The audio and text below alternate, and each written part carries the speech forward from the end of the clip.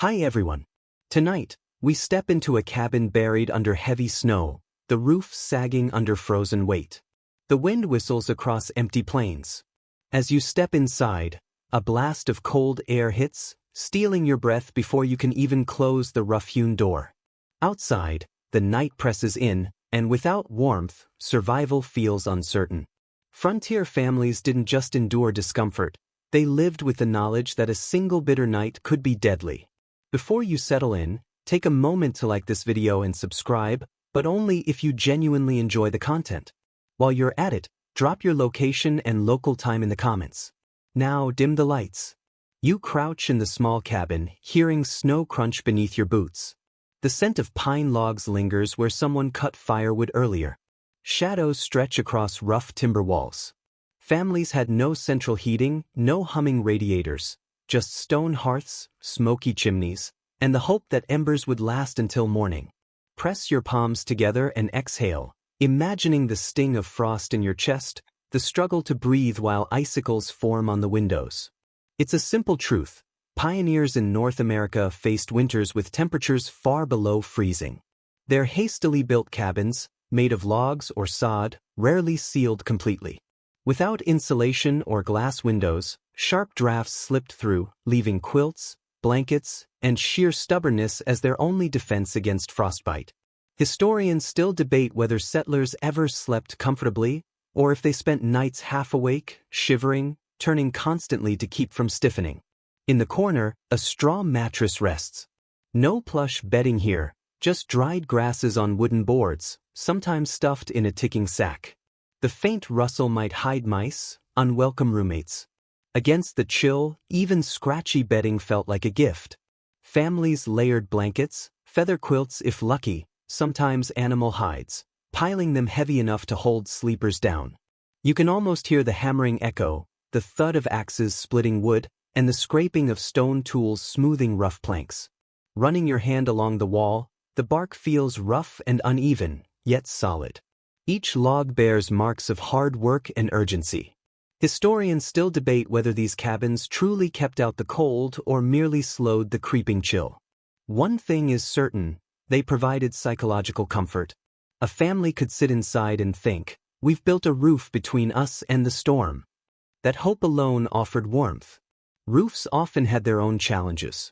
Shingles cut by hand from cedar or oak were layered and nailed down. Families without nails or proper tools sometimes weighted shingles with stones or tied bundles with rawhide. Heavy snow could make the roof groan or even collapse. Imagine lying in bed, listening to the creaks above, hoping they stay steady rather than snap. Floors were often just bare earth. Some families tamped the soil with stones until it was nearly as hard as concrete. Others laid boards if they had the tools and time. Touching the cold surface, you realize how quickly it would draw heat from toes and blankets. Straw, rushes, or dried leaves under rugs added insulation, each a small defiance against the chill. Building a cabin took weeks, even with help. Settlers knew winter wouldn't wait. Picture a family racing against shortening autumn days. Children gathering moss for chinking, mothers stirring large pots of stew outdoors, fathers hauling logs until their shoulders ached. The pace was relentless. The cold would arrive regardless. Step outside in your imagination. Sawdust brushes off your coat, and the air stings your nostrils. Around you, the forest hums in silence, broken only by splitting wood. You can smell sticky pine sap mixed with the earthy tang of freshly dug clay. No traffic, no streetlights, just you, the cabin, and the creeping certainty of winter. Some settlers' journals mention lining walls with newspapers, not for reading but for insulation. Pages of local gazettes, sermon notes, and lost and found ads created a patchwork barrier against drafts. By candlelight, children sometimes traced the letters before bed, eyes heavy with sleep. Historians debate how much settlers borrowed from indigenous techniques. Many native groups had centuries of knowledge on building snug shelters in freezing climates, from bark wigwams to earth lodges. Some settlers adopted strategies like packing snow against cabin bases to block drafts. Letters and journals often downplayed these borrowings, preserving the myth of self-reliance. Yet evidence of shared knowledge is visible. At night, Once walls stood firm and the roof sealed, families gathered by the fireplace. Cabin corners might still let in cold, but logs stood as sentinels against the storm. You hear a child giggle under a quilt while a father presses moss into cracks by candlelight. The mother sets down a basket of wool socks, her hands red from icy water. Humble, ordinary details weave together into a tapestry of survival. Imagine the first night in a new cabin. After weeks of labor and worry, the family lies on straw pallets, quilts tucked high. The walls creak but hold. The wind howls, no longer slicing across their faces. Faint firelight casts soft shadows on log walls. For the first time, they can close their eyes without fearing snow on their blankets. That relief is sweeter than any luxury. Quirky details continue. Some diaries note families painting cabin interiors with milk and lime, brightening rooms, deterring insects, and slowing rot. The pale wash reflected candlelight, making spaces feel less gloomy, perhaps even warmer. Flickering light bounced off whitewashed logs, turning cramped cabins into small sanctuaries against the wilderness. Yet fragility remained. A single spark on a straw mattress could send flames racing up the walls, destroying months of work. Families slept listening to the hearths crackle, grateful yet cautious. Survival was a gamble. One night's victory didn't guarantee the next. Still, imagining lying back on that rough mattress, walls steady around you, brings a quiet peace. Uneven logs, sharp air, thin bedding, but without them, survival was impossible. The cabin wasn't just wood and moss. It was hope, nailed together by calloused hands. That hope kept people alive. Beneath your boots, the packed earth floor feels hard but softened by creative touches from those who lived there. Sleeping on bare soil may seem miserable today, but frontier families adapted with quiet determination.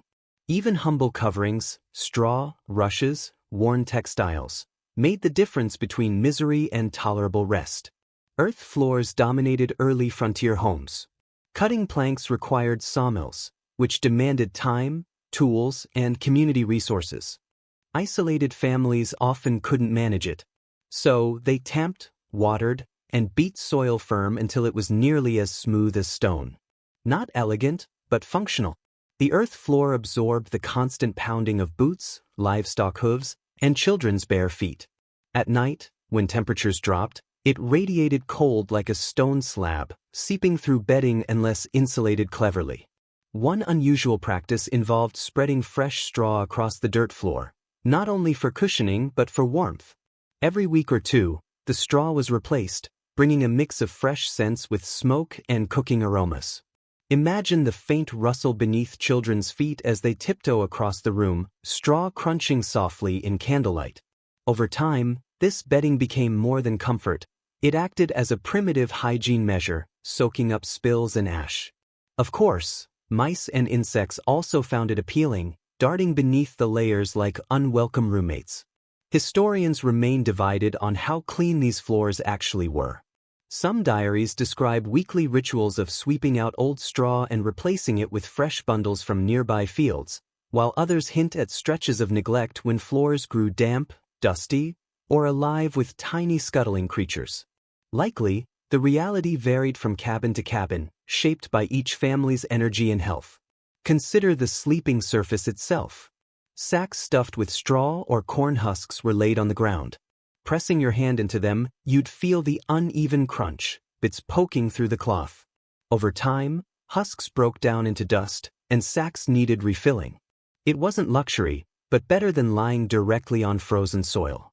Lucky families with sheep sometimes added wool. Those near marshes harvested reeds. Settlers used whatever the land offered. The sensory details were vivid, drifting to sleep with the scent of dry grass, hearing straw shift as family members moved, faint squeaks of mice, or wind pressing against the walls.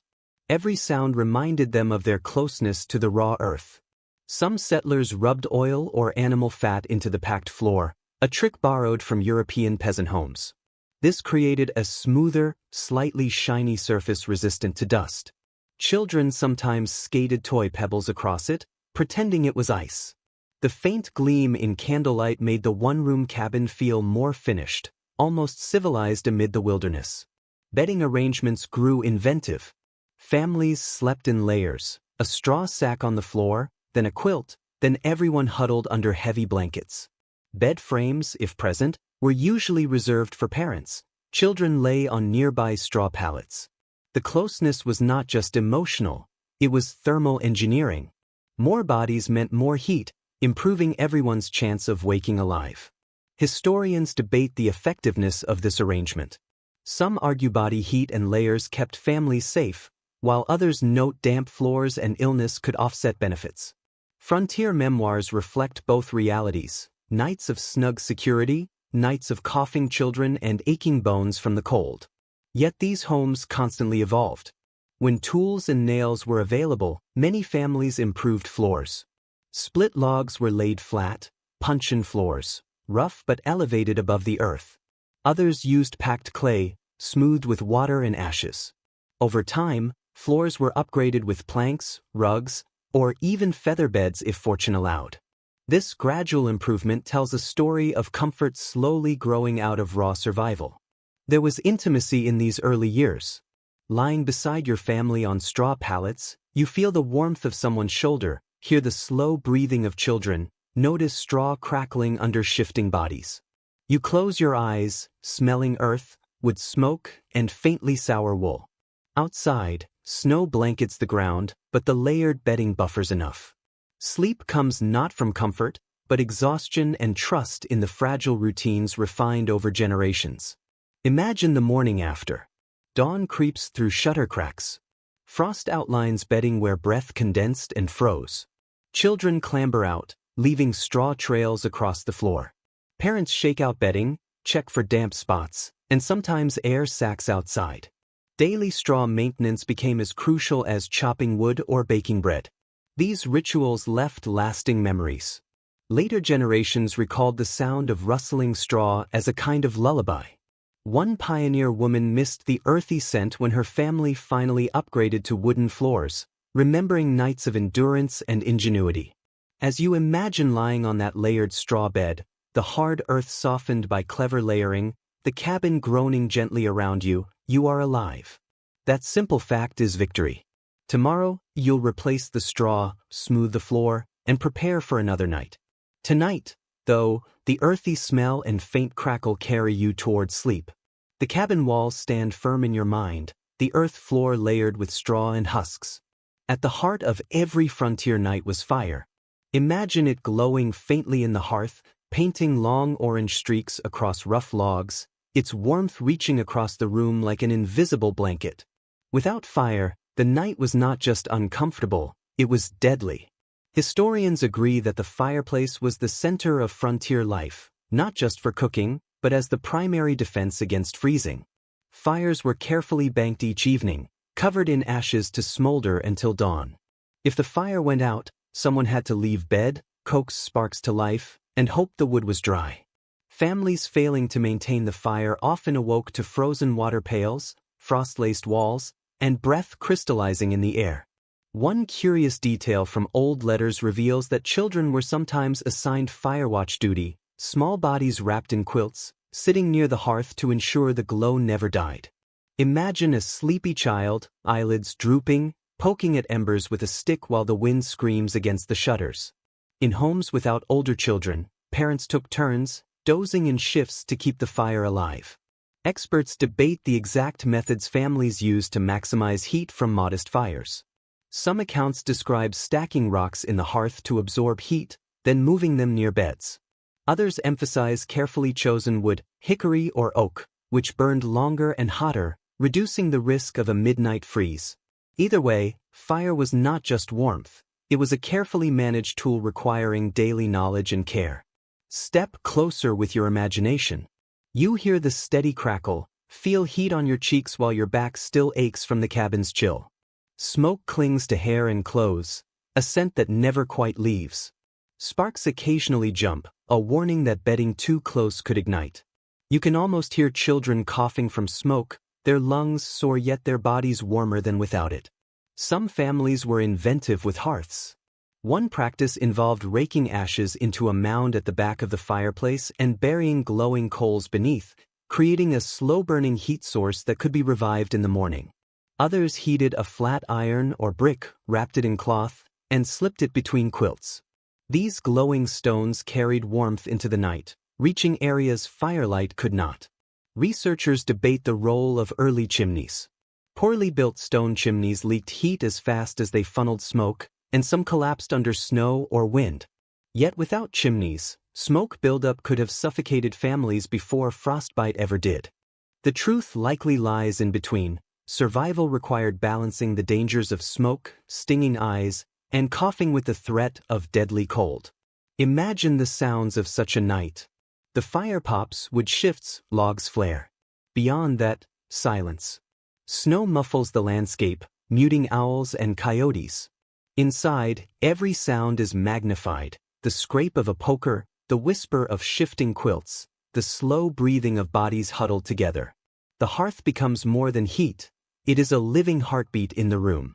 A little-known custom placed sleepers in a circle around the fireplace, children closest, adults behind, older grandparents furthest away where drafts crept in.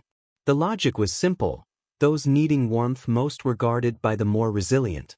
This image, heads toward flames, feet to cold walls, is haunting and strangely beautiful. Desperation sometimes led to risky experiments. Diaries mention burning green wood, which hissed and smoked but yielded little heat, or slowly burning dried cattle or buffalo dung. The smell was acrid but preferable to freezing. Morning revealed the fire's success. Glowing embers meant gratitude, cold, dead ashes meant striking flint and steel to revive sparks or trudging through snow to a neighbor's cabin to borrow a coal. Imagine grown men pleading for a scrap of fire, pride bent under survival's weight. Even so, the fire became a companion, its rhythms woven into memory. Children associated flickering light with safety. The glow marked the line between life and danger. One memoir described the sound of snapping wood as a wilderness lullaby. Another recalled amber-lit faces of parents, soft and comforting. Fires carried terror too, whole cabins lost to flames, families dragged from beds into snow with only the clothes on their backs.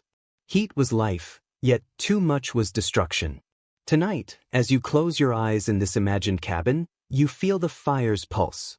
Its glow washes your cheeks, your toes stretch toward warmth, shadows flicker across the low ceiling. Embers may fade, you may wake shivering, yet for now, the fire holds.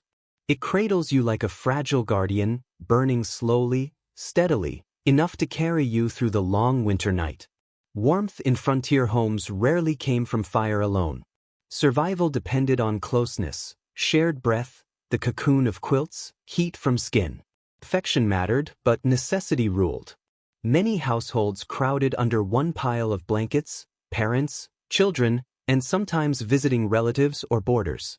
The more bodies in contact, the less each individual fought against the cold. Imagine lying in a crowded bed, shoulders pressed together, quilts tugged by restless feet. Comfort was secondary, survival was primary.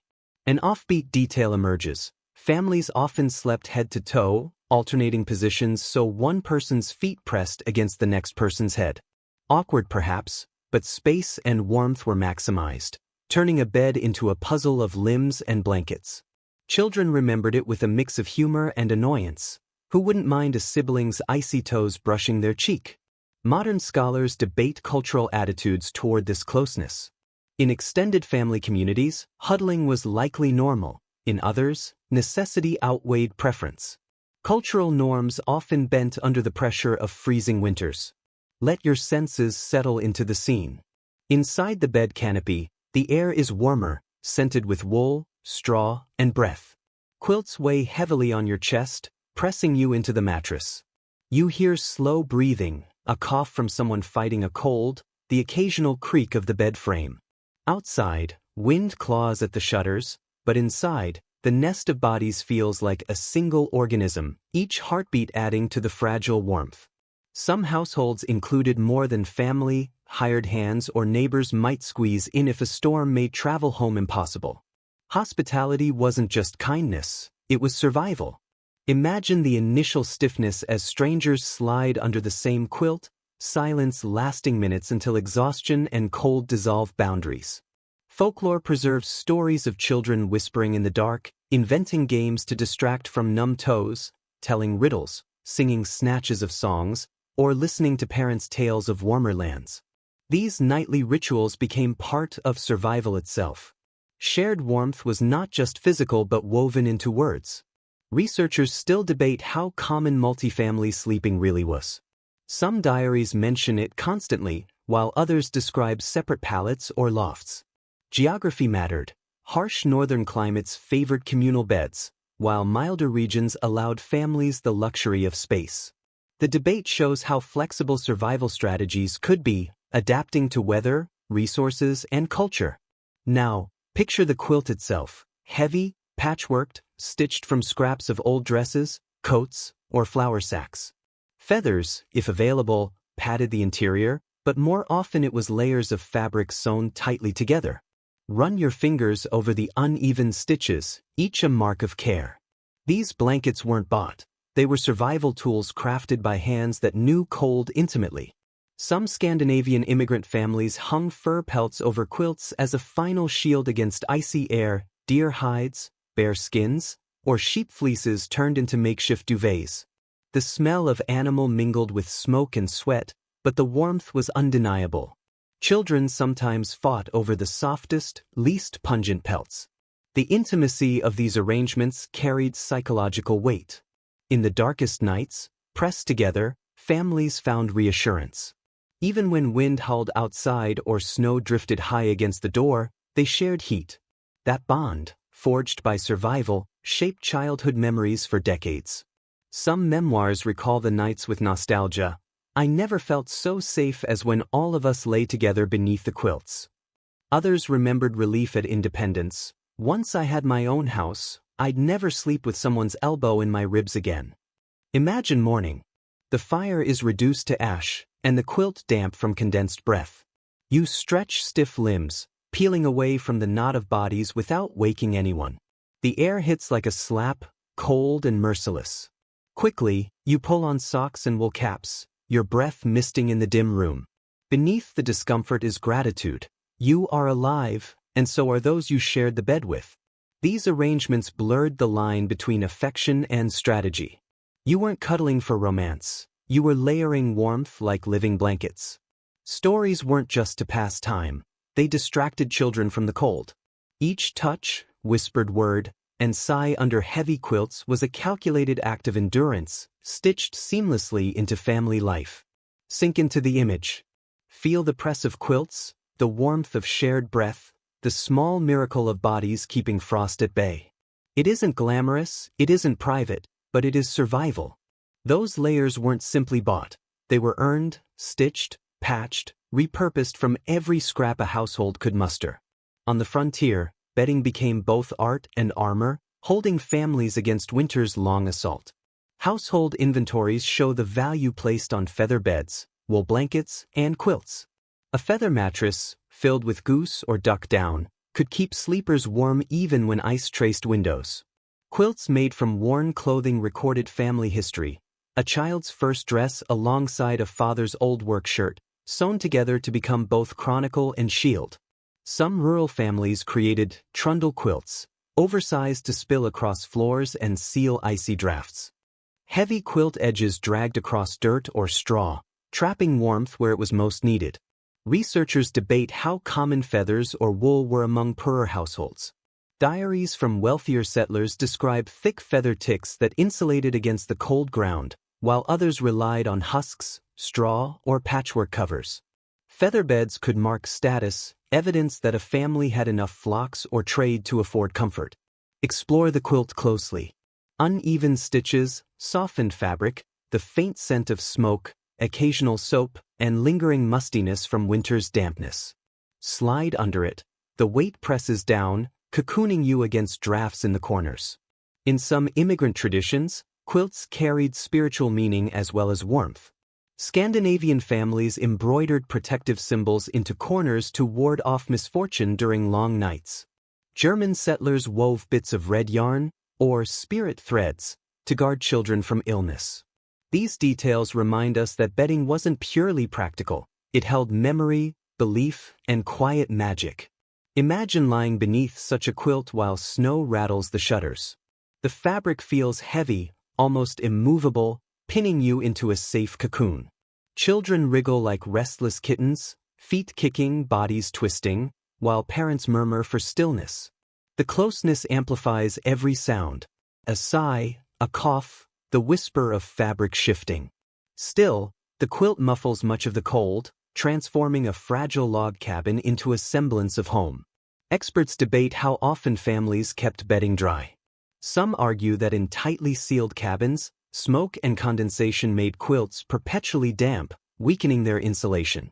Others maintain that careful drying near the hearth restored warmth each day. Likely, both were true. Some nights the quilts clung with clammy heaviness, while on others they crackled with dry warmth straight from the fire. The image of children snuggled beneath a quilt patched from their parents' clothing is especially poignant. One memoir recalls a daughter spotting her mother's faded dress sleeve sewn near her face. "I kissed it goodnight, for I knew no one else had ever worn it but her." Here, fabric carried memory, blurring the line between comfort and survival. Oddly, some households used bedding as barter. A quilt could be traded for food or tools, though doing so left a family more vulnerable. Imagine the pain of giving up the very quilt that kept children warm, hoping it would secure meals for the week. Bedding often bore the sense of household life. Quilts carried faint hints of wood smoke, wool blankets smelled of lanolin, and feather beds retained the must of down. To modern noses, these aromas may seem pungent, but for frontier families, they were simply the fragrance of survival. Making quilts also shaped community life. Quilting bees, gatherings where women stitched patchwork together, offered moments of social bonding. Stories and songs were exchanged as hands worked, and the finished quilt became not only protection but also a product of communal effort. Warmth was literally stitched by many hands against the isolation of winter. Picture the rhythm of such a gathering: needles pulling thread, laughter echoing through the cold room, steam rising from mugs of cider, children running underfoot while adults bent over fabric. Each quilt carried those voices, every square a reminder that no family faced the frontier entirely alone. Not every bed covering was an artistic patchwork. Many were coarse and purely functional, old grain sacks stitched together or layered blankets patched so many times they became more patch than fabric. Yet even these humble coverings made the difference between frostbitten nights and mornings with enough strength to milk cows or cut firewood. Return to that imagined bed. The quilt drapes heavily, carrying stories, scents, and symbols stitched into its corners. You feel the labor and memory it contains, the countless hands that touched it, and the nights it has endured. It is not luxurious, but in the frozen darkness, it is life itself. As you drift deeper, the quilt presses down, holding in warmth while your attention moves to the cabin edges, where cold always finds a way in. Even the thickest quilts and closest bodies could be defeated by stubborn drafts sneaking through cracks in walls or windows. Fighting drafts was a nightly battle against an invisible intruder. Contemporary accounts note that windows and doors were common weak points. Glass panes were rare. Most settlers used oiled paper stretched across wooden frames or rough plank shutters. These dimly admitted daylight but offered little protection against the midnight air. Picture a sheet of grease-stiffened paper glowing faintly in moonlight, flapping as storms raged. Some settlers stuffed rags, moss, or corn cobs into gaps around shutters, anything to block air. Children often helped, jamming scraps into holes while parents inspected seams. Ugly but effective, each patch meant fewer icy fingers creeping inside. Historians debate the effectiveness of these barriers. Tightening a cabin could invite condensation, dampening bedding and chilling sleepers. Leaving it loose exposed occupants to frostbite. Survival was compromise. Feel the cold draft brushing your cheek as you lie under quilts. You shift closer to the wall, only to find the log beside you cold as stone. Each creak of the shutters reminds you of the fragile boundary between inside and out. A little-known Appalachian custom was to hang heavy rugs or blankets over doors at night, turning them into makeshift curtains. By day, they lifted them aside. By night, They dropped like theater drapes, trapping precious warmth.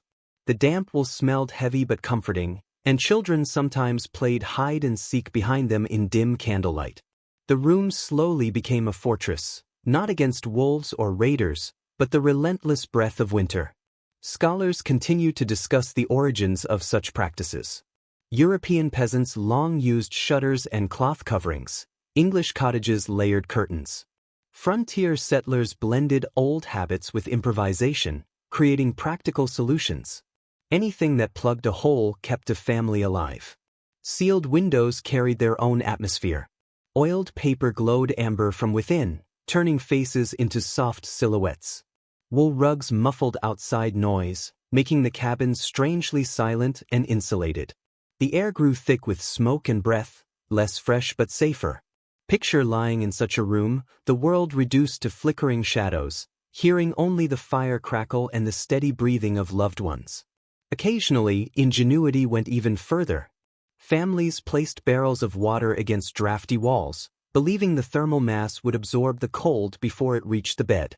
Others stacked firewood along walls to block cracks, turning everyday objects into tools of survival. Yet the cold always found its way back in. Diaries describe waking to snow sifted through keyholes or drifting between logs, dusting blankets like powdered sugar. Imagine brushing frost from your hair, shaking snow from a quilt, and realizing it had fallen inside your own home. The cabin, no matter how carefully sealed, was constantly tested by winter's persistence. Children grew up remembering the nightly ritual of sealing windows. One memoir recalls siblings racing to find the coldest crack and plug it first. Another describes the joy of standing close to a patched shutter, proud that the icy sting had vanished. These games masked a serious task, teaching the next generation to transform hardship into habit.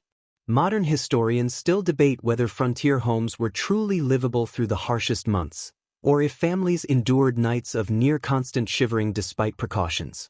What seems certain is that sealing windows and doors wasn't optional. It was a nightly ceremony that stood between survival and collapse. As you settle back in this imagined cabin, feel the difference once the shutters are barred, cracks stuffed, and quilts draped across the door. The room grows quieter, stiller, less hostile. The wind outside still howls, but it no longer bites. You draw the quilt closer, sink deeper into the straw mattress, and drift toward sleep, knowing that the fortress may not be perfect, but tonight it is enough. But warmth in frontier homes rarely came from quilts and bodies alone. Families sometimes welcomed animals into the nighttime circle. Dogs curled at children's feet, radiating heat through thin blankets. Cats crept onto straw pallets, purring like small furnaces. On the harshest nights, even livestock might be coaxed inside, the space cramped beyond belief, yet the heat from a full-bodied creature outweighed the inconvenience. One New England diary recounts, "We shared the winter with our Bessie, and never were the warmer for it." Researchers remain divided on how common these practices were. Some argue that bringing animals inside brought too many hazards: disease, parasites, filth. Others contend that in desperate circumstances, practicality trumped hygiene, and families did what they had to survive. Absence of documentation may reflect embarrassment rather than rarity. Few would admit to sleeping nose to tail with a pig to avoid frostbite. Close your eyes and picture the scene. Beneath your quilt, a dog shifts at your feet, sighing into the straw.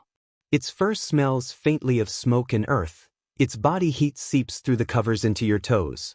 Nearby, a cat searches for warmth, its purr vibrating through the silence.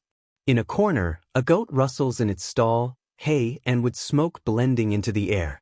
These sounds and scents may be crude, but they make the room feel alive, a chorus of living beings resisting winter together. Some Scandinavian immigrant families created animal corners inside cabins, small stalls where sheep or goats could sleep. Their warmth raised the room's temperature, easing the family's sleep. Children delighted in reaching through the slats to stroke the wool before drifting off. The line between home and barn blurred, though on the frontier, such lines were already thin. Historians debate the effectiveness. Some accounts suggest cabins kept markedly warmer with animals inside, while others caution that smoke-filled, animal odor-heavy rooms may have worsened respiratory illness. Perhaps both are true, warmth gained with each breath, lungs irritated the next. Yet consider the psychological warmth as well. A dog curled at your legs reassured you that you weren't alone. A cow in the corner represented food, milk, and security. Every living heartbeat felt like a guardian in the cold wilderness. Quaint anecdotes preserve the intimacy of these moments. One pioneer boy recalled pressing himself between the family dog and his sister when shivering, never sleeping sounder. Another remembered kittens tucked beneath quilts, mistaken for hot stones until they squirmed. Such memories became folklore, stories of survival and affection woven together. Scholars still debate whether early settlers were unusually tolerant of such arrangements or merely compelled by necessity. European peasants often shared close quarters with animals, especially in rural poverty, while some argue American frontiersmen resisted when possible. In reality, every household likely adjusted boundaries according to temperature and circumstance. Imagine dawn after such a night. The dog stretches, shaking straw across the floor. The cat leaps toward the door, waiting to be let out. Perhaps the cow, impatient, breathes steam into the room as the family moves it back to the barn. The air is heavy with smells, but also relief. The household survived another night. Even today, echoes of these practices remain in the phrase, three-dog night. Originally a literal measure of how many dogs were needed to keep a family warm on the coldest evenings. On the frontier, survival often depended on just that, how many creatures you could gather into one fragile circle of warmth. So tonight, as you sink into this story, imagine the press of fur against your legs, the low purr in your ears, and the soft shuffle of hooves in the corner. Every breath, every heartbeat, every living warmth is part of the fragile shield against winter's assault. You are no longer just a family bracing against the storm, you are a small community of beings, sharing every scrap of warmth to endure the night. The steady heat and gentle breaths of animals mingle with human warmth, forming a living chorus that resists winter's bite. Yet frontier families had another clever tool in their nightly defense: fabric barriers that turned a bed into a private fortress. Curtains, canopies, and hangings weren't mere decoration, they were shields, capturing body heat and sealing it close through the long, bitter hours. Travelers' accounts from the 18th and 19th centuries often describe entering a frontier cabin and noticing beds tucked against walls, half hidden by sheets or old blankets hung from ceiling beams. It wasn't fashion, it was physics. A hanging canopy could trap a bubble of warm air around sleepers, easing the constant assault of drafts. Picture it, a square of faded fabric drooping from wooden rods, fluttering slightly with each breath, cocooning the family against the icy gloom. A quirky detail from New England farmsteads survives: patchwork quilts stretched on hoops above the bed, lowered at night like small tents. Children adored these arrangements, calling them playhouses, though their purpose was practical: keeping noses from freezing. In the morning, warm air spilled out in a rush, and no one wanted to leave their cozy enclosure. Scholars debate how widespread bed curtains were. Wealthier households could afford proper frames and heavy drapes, settlers improvising with flour sacks, patched sheets, or animal hides left fewer traces. Some argue such makeshift hangings were common, others see them as the luxury of the better supplied. The discussion tugged at memory as families once tugged fabric into place each night. Step closer into this scene. A curtain is drawn across your bed, cutting off the dim flicker of the fire. Instantly, the space feels warmer, quieter, more intimate. Your breath thickens the air inside, frosting lightly against the fabric walls. Outside, the muffled world moves, the creak of rafters, the shuffle of feet, but inside, you are wrapped in your own capsule of safety. Some Scottish immigrant families embroidered protective symbols, stars, knots, crosses, into their bed curtains, warding off spirits that prowled the night. Whether the charms offered spiritual or psychological warmth hardly mattered. Children traced the stitched shapes with their fingers, feeling defended in body and spirit. Experts still debate potential hazards. Thick curtains combined with smoky cabins could reduce ventilation to dangerous levels. Others note that with so many cracks in typical frontier cabins, Suffocation was unlikely. Likely, as always, the truth depended on circumstance. What saved one family from frostbite may have left another coughing through the night. Sense the layers. The fabric smells faintly of soap or damp wool, brushing your cheek with every movement. Light filters through unevenly, forming ghostly patterns on your quilt. Inside the curtain, it is warmer. Just beyond it, the cold bites. This small partition marks the border between discomfort and survival. Diaries preserve the emotional comfort these enclosures gave. One woman recalled, "It felt as if we slept in a separate world." For children, the illusion of a secret hideout added wonder to harsh conditions. Some families even used canopy frames to dry clothes, hanging damp socks or mittens above the bed, letting trapped warmth hasten the drying. Waking beneath a curtain lined with steaming garments may not have been pleasant, but when snow soaked every outing, it was practical. Historians debate origins. Were these hangings European imports, echoes of medieval four-poster beds, or natural inventions of necessity? Cultural memory likely blended with practical invention wherever winters demanded it. In either case, the fabric shielded countless sleepers from the cruelest touch of night air. Morning brought rituals. Curtains drawn aside revealed folds stiff with frost. Children yawned, hair static from trapped air, while parents folded the fabric carefully to protect it from sparks or damp. The bubble dissolved, returning the family to the shared reality of the cold cabin, but for hours, the curtain had created a fragile paradise. Even today, heavy duvets and enclosed sleeping bags echo the same principle: trap heat, hold it close, survive. Yet beneath the quilts, another tool for survival was always present: the clothes worn to bed. Modern sleepers imagine soft pajamas, thin cotton, but on the frontier, nightwear was armor. Household records and letters confirm that families rarely stripped at night. Instead, they climbed under quilts fully dressed, often in garments worn all day. Wool shirts, thick stockings, long undergarments, and knitted caps were essential. Nightgowns existed, but only if fabric was available. Practicality always came first. Nightcaps, a small but telling detail, kept heads from losing heat.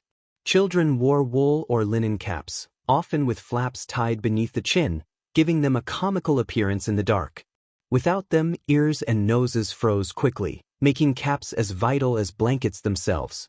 Even adults kept their caps snug, pulled low so that only their eyes peeked out from beneath the quilts. Paintings of the period may make these caps look quaint, but in reality, they were life-saving tools. Scholars debate how many layers families piled on at night. Some argue that too much clothing risked dampness from sweat, which could chill the body once cooled. Others insist that layering every scrap of wool or linen was essential. Letters and oral histories hint at both experiences. Some families swore by heavy layering, while others learned to balance warmth with ventilation, discovering the line between comfort and clammy misery. Now let yourself feel it. You climb beneath quilts already weighted with history, wrapped in layers. Will stockings scratch against your calves? A coarse linen shirt clings to your chest. Your cap hugs your head so tightly you hear the faint rustle of fabric with every movement. Your breath warms the inside of the cap, slightly dampening it, yet the alternative, naked skin against icy air, would be unthinkable. Cultural traditions shaped sleepwear too. Scandinavian settlers swaddled children in layers of sheepskin or fur, fastening them with strips of cloth to create tiny winter cocoons. German families prized thick wool undergarments, long enough to cover wrists and ankles. English settlers clung to long shirts that doubled as both daywear and nightwear, simple but functional. In every case, the goal was the same: trap warmth and prevent frostbite. One frontier child recalled wearing mittens to bed. Too large, they slipped off during the night, leaving fingers stiff with frost by morning. Mittens may sound humorous now, but imagine waking to numb fingers that barely move. In this household, every layer, every piece of clothing, became a tool of survival. Hygiene was rarely prioritized. Wool retained odor, linen nightshirts saw little soap, and water froze easily in winter. Diaries often joke about the companionable smells of households at night, humor sharpened by necessity. You can feel it now, wool stiff from earlier dampness pressing against your calves, The quilt heavy above, your cap snug against your ears, holding in your breath's warmth. Each layer acts as a barrier, not of logs or shutters, but of cloth against the wind outside. In some households, bedtime became an ordeal. Children were bundled in wool and linen until movement was nearly impossible. Parents laughed, but each extra layer increased the chance of waking with rosy cheeks instead of blue lips. Scholars also debate the symbolic meaning of sleepwear. Was it modesty or purely practical? In crowded sleeping arrangements, night garments preserved privacy, but often necessity dictated all choices. Improvisation played a role too. Old sacks became shirts, scraps of fur made socks, even newspapers wrapped legs for insulation. One farmer's wife wrapped cabbage leaves around her children's feet before slipping them into stockings, claiming it kept frostbite at bay, a blend of creativity and desperation. As dawn approached, families stirred, peeling off night layers with reluctance. Shirts and stockings were stiff with sweat or frost. Caps skewed, hair flattened beneath them. The first step onto the icy floor made the body shiver, but the knowledge lingered. These clothes had done their job. They had carried the sleepers through another night. Beneath the quilts, another form of warmth waited: heated stones, bricks, and pieces of iron. Frontier families discovered that objects warmed in the fire, wrapped carefully, and tucked beneath bedding, became small suns. Diaries and household notes confirmed that the bed warmer was a beloved tool. Some households had metal pans with handles to scoop coals and slide them across mattresses. Others relied on simpler methods. Bricks heated in coals or flat river stones warmed all day. Once glowing, these objects were wrapped in cloth and slipped beneath quilts, radiating warmth through the night. One settler's memoir even mentions baked potatoes wrapped in cloth and placed in bed. Children held them like dolls, their small hands warmed, and in the morning the potatoes were cold but still edible. A clever union of food and heat in a world that offered little of either. Scholars still debate how widespread bedwarmer use was. Some argue that only households with surplus firewood or iron tools could afford the luxury. Others suggest that even the poorest cabins with access to rocks and a hearth practiced the method. What is clear is that stories of hot bricks and bedwarmers appear across regions, a survival tactic as old as the cold itself. Imagine the sensation now. A brick wrapped in cloth is slid beneath your quilt. At first, the heat is almost too intense, making your feet recoil, but gradually it settles into a gentle, steady warmth, spreading through the bedding. The chill recedes.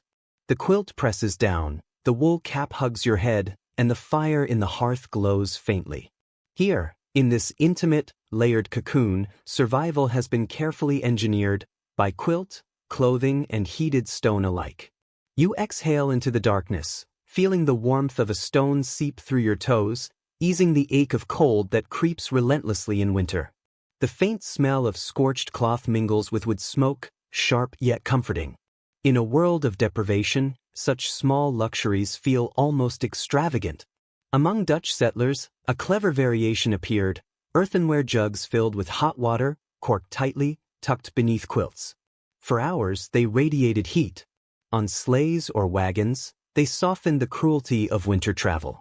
Imagine the gentle clink of pottery against a wooden frame, the hiss of steam as corks loosened in the morning. Historians debate the safety of such methods.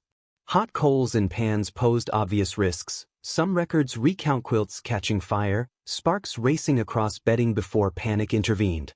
Others argue that careful wrapping and experience made accidents rare. Likely, reality was a balance. Families weighed the gamble of fire against the certainty of frost. Picture the evening ritual. A child crouches by the hearth, nudging a glowing stone deeper into coals. A mother checks the wrapping for singed edges. A father lifts the stone with tongs, sliding it beneath the quilt. Heat spreads slowly, a collective exhale of relief filling the cabin. These small moments carry drama modern households rarely imagine. The fire had to be coaxed just right, the heat captured at the precise moment, bedding adjusted to hold it. The sensory memory of bedwarmers was vivid.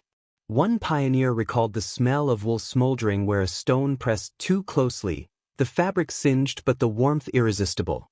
Another remembered knowing the stone had cooled by the shift in dreams, from soft slumber to restlessness, pulling the quilt tighter. The stones became part of the rhythm of sleep itself. Improvisation never ceased. When stones were unavailable, families turned to iron tools, kettles of hot water, or small sacks of heated sand. Some settlers even adopted native techniques, using heated earth buried beneath bedding, though such practices were rare. The ingenuity of frontier households shows how determined they were to harness every flicker of warmth. Children treasured these warm bundles like companions, naming heated stones, carrying them from hearth to bed. By morning, they lay cold and lifeless, yet at night they glowed with the magic of the day's fire. You can almost hear a child's laughter, clutching a wrapped brick, whispering goodnight before drifting into sleep. Modern hot water bottles and electric blankets echo this practice, but on the frontier, these objects weren't conveniences, they were lifelines. A single brick could mean fewer tears, fewer chills, one more family surviving a punishing winter night.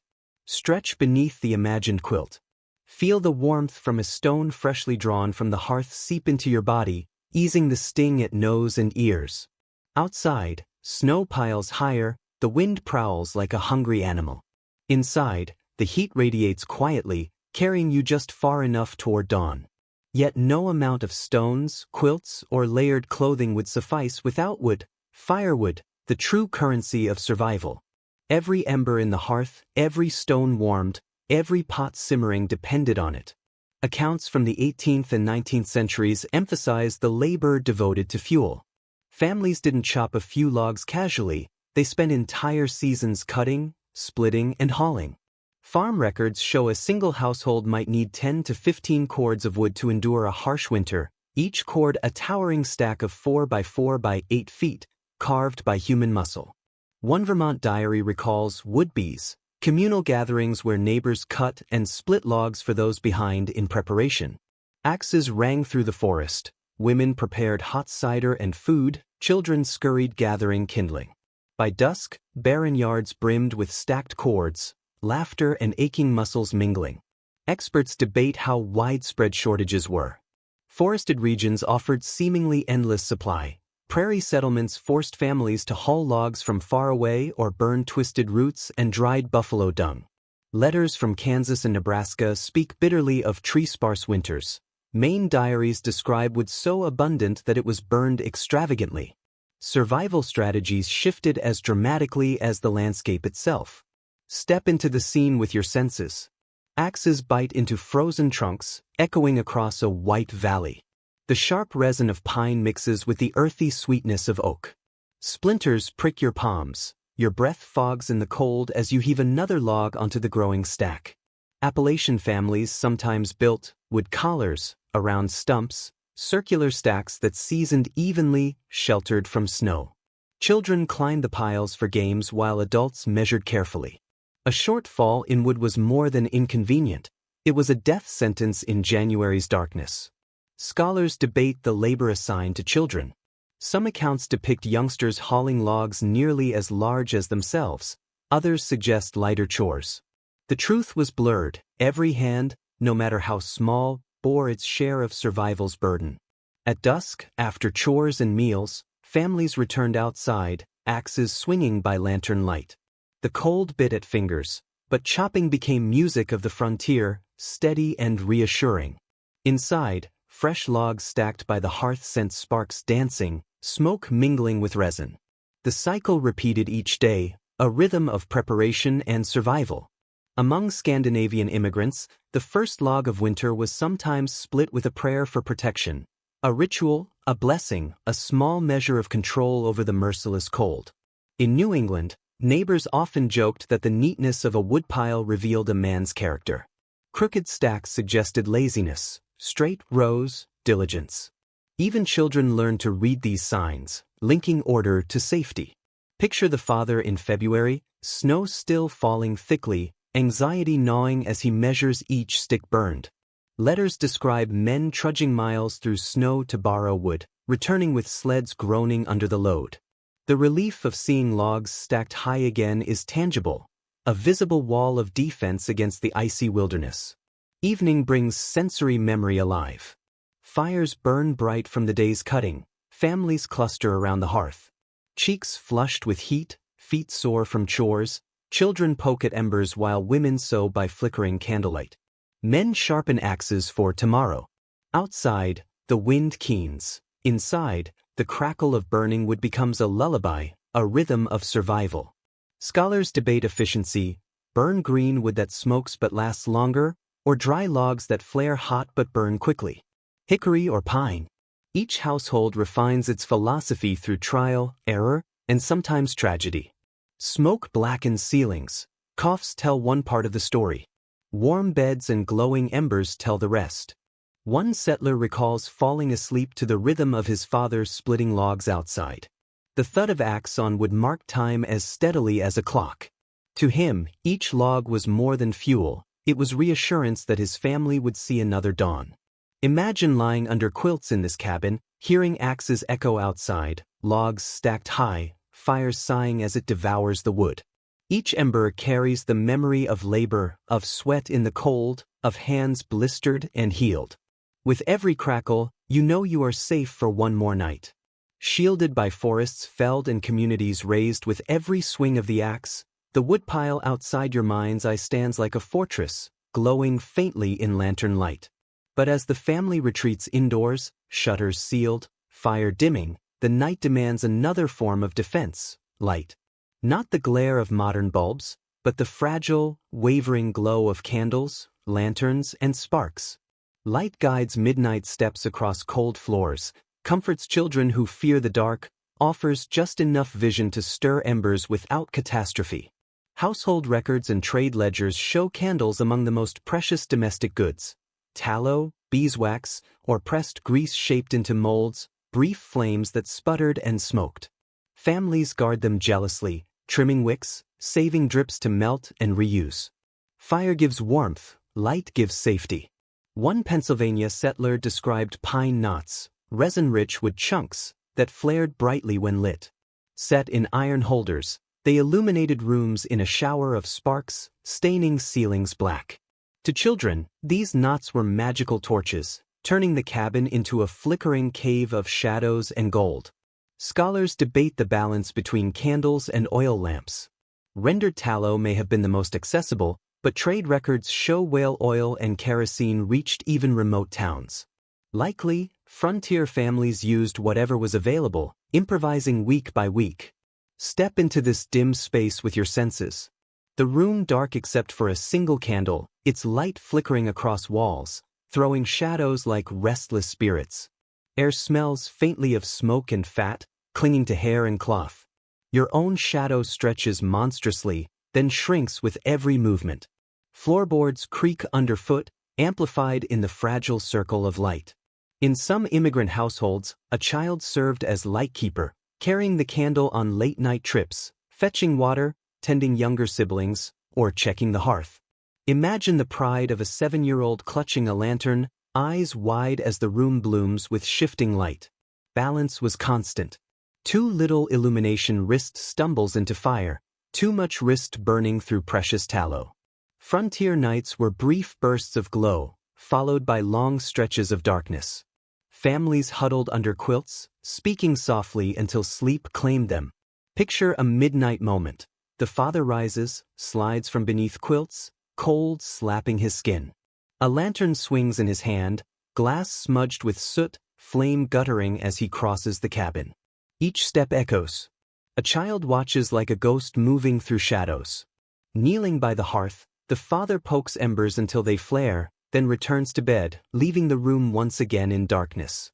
In letters, frontier women describe using glowing coals themselves as light, scooping them onto iron plates to brighten a room, enough to thread a needle or mend a tear, the cabin filled with smoky tang. Modern sensibilities see risk. Then it was survival. Historians still debate whether frontier families feared darkness more than urban ones. Isolation, wolves howling outside, and thin shutters may have amplified fear. Others note that frontier children grew accustomed to near total darkness, finding it no more alarming than daylight. What is certain, darkness shaped routines. Bedtime came early. Work ceased once candles were gone, and long hours stretched out for sleep. Now, sense the tapestry of such a night. The room glows faintly from embers and a low candle. Wax drips, fat burns. Shadows dance across walls. The fire's warmth radiates slowly, holding the household in a fragile, intimate bubble against the wilderness. Outside, the wind howls. Inside, you feel the weight of the quilt, the scratch of wool, and the muted reassurance of light flickering in the cold. Your eyes strain to make out shapes. Darkness claims the corners, pressing them into invisibility. You curl closer under quilts, aware that your world has shrunk to the circle of warmth and the faint glow of fire. Everything beyond feels vast, cold, unknowable. And yet, light carries comfort as much as sight. A child drifting to sleep beneath the glow of a lantern feels safer, convinced the flame itself keeps danger at bay.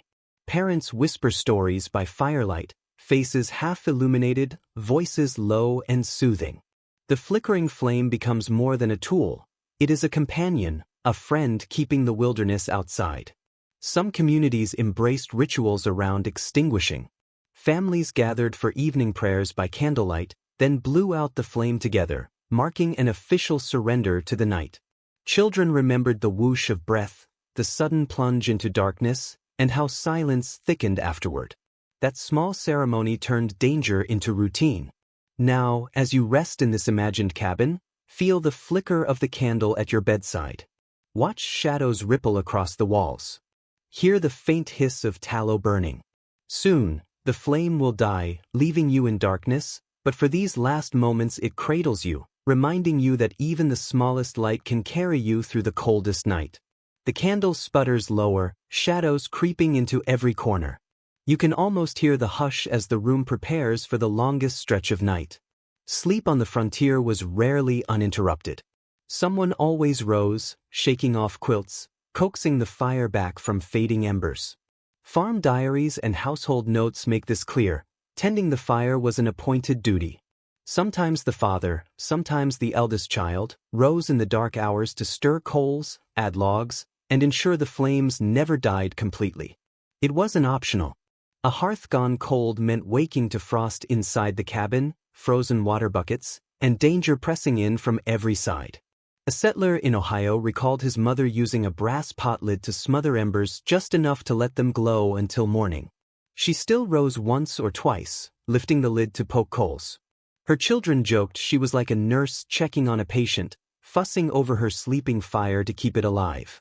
That tender care captures how families regarded their only source of heat. Scholars debate how deliberate these nighttime shifts were. Some argue households consciously divided watches to ensure someone was always half awake. Others suggest the pattern arose naturally. Parents stirred when cold seeped in, children woke from coughs or dreams, and tending the fire became the natural outcome of restless nights. Either way, frontier sleep was rarely the deep, unbroken slumber we imagine today. Step into the sensory rhythm of such a night. You are half dreaming when a chill brushes your face. Slowly, you push free of quilts, breath puffing white in the air. The cabin is nearly silent, save for the faint tick of cooling wood. Bare feet recoil from icy earth as you shuffle toward the hearth, guided by the red glow of embers. Kneeling, you prod them with an iron poker. Sparks leap like startled fireflies. A log slides into place with a sigh, and warmth blooms again. The sound of your family's breathing grows deeper as heat spreads. You return to bed, sinking back into drowsiness, satisfied you've stolen a few more hours from the cold. Some families banked coals under ashes so skillfully that the fire could smolder for days. Children learned this as early as walking. Yet skill sometimes faltered. Diaries mention mornings when ashes lay cold, parents muttering as flint and steel struck sparks onto char cloth. On the worst days, no spark would catch, and a child ran through snow to borrow live embers from a neighbor, a small figure clutching a pan of glowing coals, steam rising from their breath, praying not to trip. Researchers puzzle over who bore these duties. Some accounts emphasize mothers rising in the night, tending hearths while infants stirred. Others describe fathers or elder sons shouldering the task. What mattered wasn't who woke, it was that someone did. Now consider the psychological weight of broken sleep. Lying in bed, never fully relaxed, always half aware of the fire's life, dreams blur with duty. A collapsing log jerks you awake. Body aches from fatigue, yet the mind insists the flames must not die. In this way, the cold reshaped even the rhythms of human rest, bending them into patterns of vigilance. Families sometimes turned this necessity into a game. Fire tending became a badge of pride. Siblings competed for the chance to rise and prove responsibility. Adults later laughed. Their first taste of adulthood came not from farm work, but from the moment they were trusted to keep embers alive at midnight. Modern researchers debate whether segmented nights harmed health. Some argue interrupted sleep weakened immune systems, leaving families vulnerable. Others note that pre-electricity cultures often slept in short watches, making frontier life a matter of natural rhythm pushed to its limits. Lean closer to the fire in your imagination. Ashes hiss, logs crack, smoke curls lazily upward. Fingers sting from frost but soon thaw in the glow. You hear a cough, a rustle of quilts, then silence. The room feels timeless, suspended between wakefulness and sleep. This is the world of the midnight watch, half shadow, half dream, entirely ruled by flame. Imagine waking groggy yet triumphant, parents and children alike, hearts lifted by the knowledge that they kept the fire alive, and with it, the fragile warmth of another night survived. Having wrestled warmth back from the grip of darkness, you nestle once more beneath heavy quilts. Your sleep would not be whole. It would be shared with duty, rising and resting in turns, guarding the fragile flame that stands between family and the deadly cold. Yet in that watchfulness, there is rhythm and resilience, proof that even in broken slumber, life endures. The fire has been coaxed back to life, its glow spreading across the packed earth floor. Quilts rustle as everyone shifts back into slumber. In this half-dark, half-warm hush, children whisper. For them, winter nights were not only battles against cold, they were stages for imagination. When the wind howled and shutters rattled, stories, songs, and games filled the void. These small rituals comforted young minds, distracting them from icy drafts creeping across cheeks. Contemporary diaries note how lullabies softened the night. Mothers sang in low voices, roughened by smoke and fatigue, carrying tunes across generations, Scottish ballads, New England hymns, or improvised verses recounting the day's chores. Song became a tool, part of the arsenal against fear and cold. One pioneer memoir recalls children casting shadow animals on walls by candlelight, dogs, birds, monsters flickering against rough logs, transforming a draft-ridden cabin into a theater where giggles and shrieks pushed the cold back for a few magical minutes. Historians debate the prevalence of such diversions. Some argue long nights were dominated by silence, broken only by coughs or snores. Others insist play was essential. Children always carved space for laughter, even in hardship. The truth likely lay between moments of quiet punctuated by bursts of chatter, whispered jokes, or clandestine games under quilts. Step into the sensory world of one such night. You lie close to siblings, quilts pulled to your nose, while your mother hums. Smoke and tallow mingle in the air. The song fades, and your brother begins a mischievous rhyme. Laughter bursts, muffled under layers of quilts, until your father clears his throat, half stern, half amused, and everyone sinks back into drowsy silence. Letters from German immigrant families reveal children sometimes chanted counting rhymes in both German and English before sleep, a way to practice language and soothe fear. The jumble of syllables, half understood, drifts off into snores, stitching old worlds to new in the quietest hours. Scholars debate whether these lullabies carried deeper meaning. Were they mere distractions, or did they embed moral lessons, cultural identity, and courage? Perhaps both. Imagine the physical sensations. A child fidgets beneath quilts, legs kicking straw beneath. Cold toes poke a sibling's back, provoking muffled protests. A sneeze echoes loud in the stillness. Yet laughter follows, and the cabin feels less like a prison of cold, more like a shared stage of life. One eccentric Kentucky practice, called breath clouds, had children exhaling into the cold air above quilts, giggling as tiny white puffs swirled like ghosts. parents scolded gently, "Save your heat." Yet the game returned night after night. The dark cabin became alive with drifting clouds of breath, magical, ephemeral, and comforting. Storytelling carried its own warmth. Tales of travelers frozen in snow or spirits prowling outside reminded children to respect the cold. In the dim glow of fire, such warnings softened into rituals of bonding. Clutching your quilt, you listen as a parent's low, deliberate voice stretches shadows across the walls. Fear and thrill entwine until drowsiness overtakes you. Decades later, adults recall such winters not for the cold, but for the laughter, the songs, the whispered stories, the warmth of memory. Knitting by firelight, a mother watched her children stumble over school songs, laughing at mistakes. The cabin became a stage, quilts their costumes, the hearth their spotlight. Outside, the howling wind seemed to applaud. As you sink deeper into this imagined bed, the cold still nips at your face. Drafts creep under the door. Around you, laughter fades to snores, songs dissolve to silence, stories linger like ghosts in the rafters.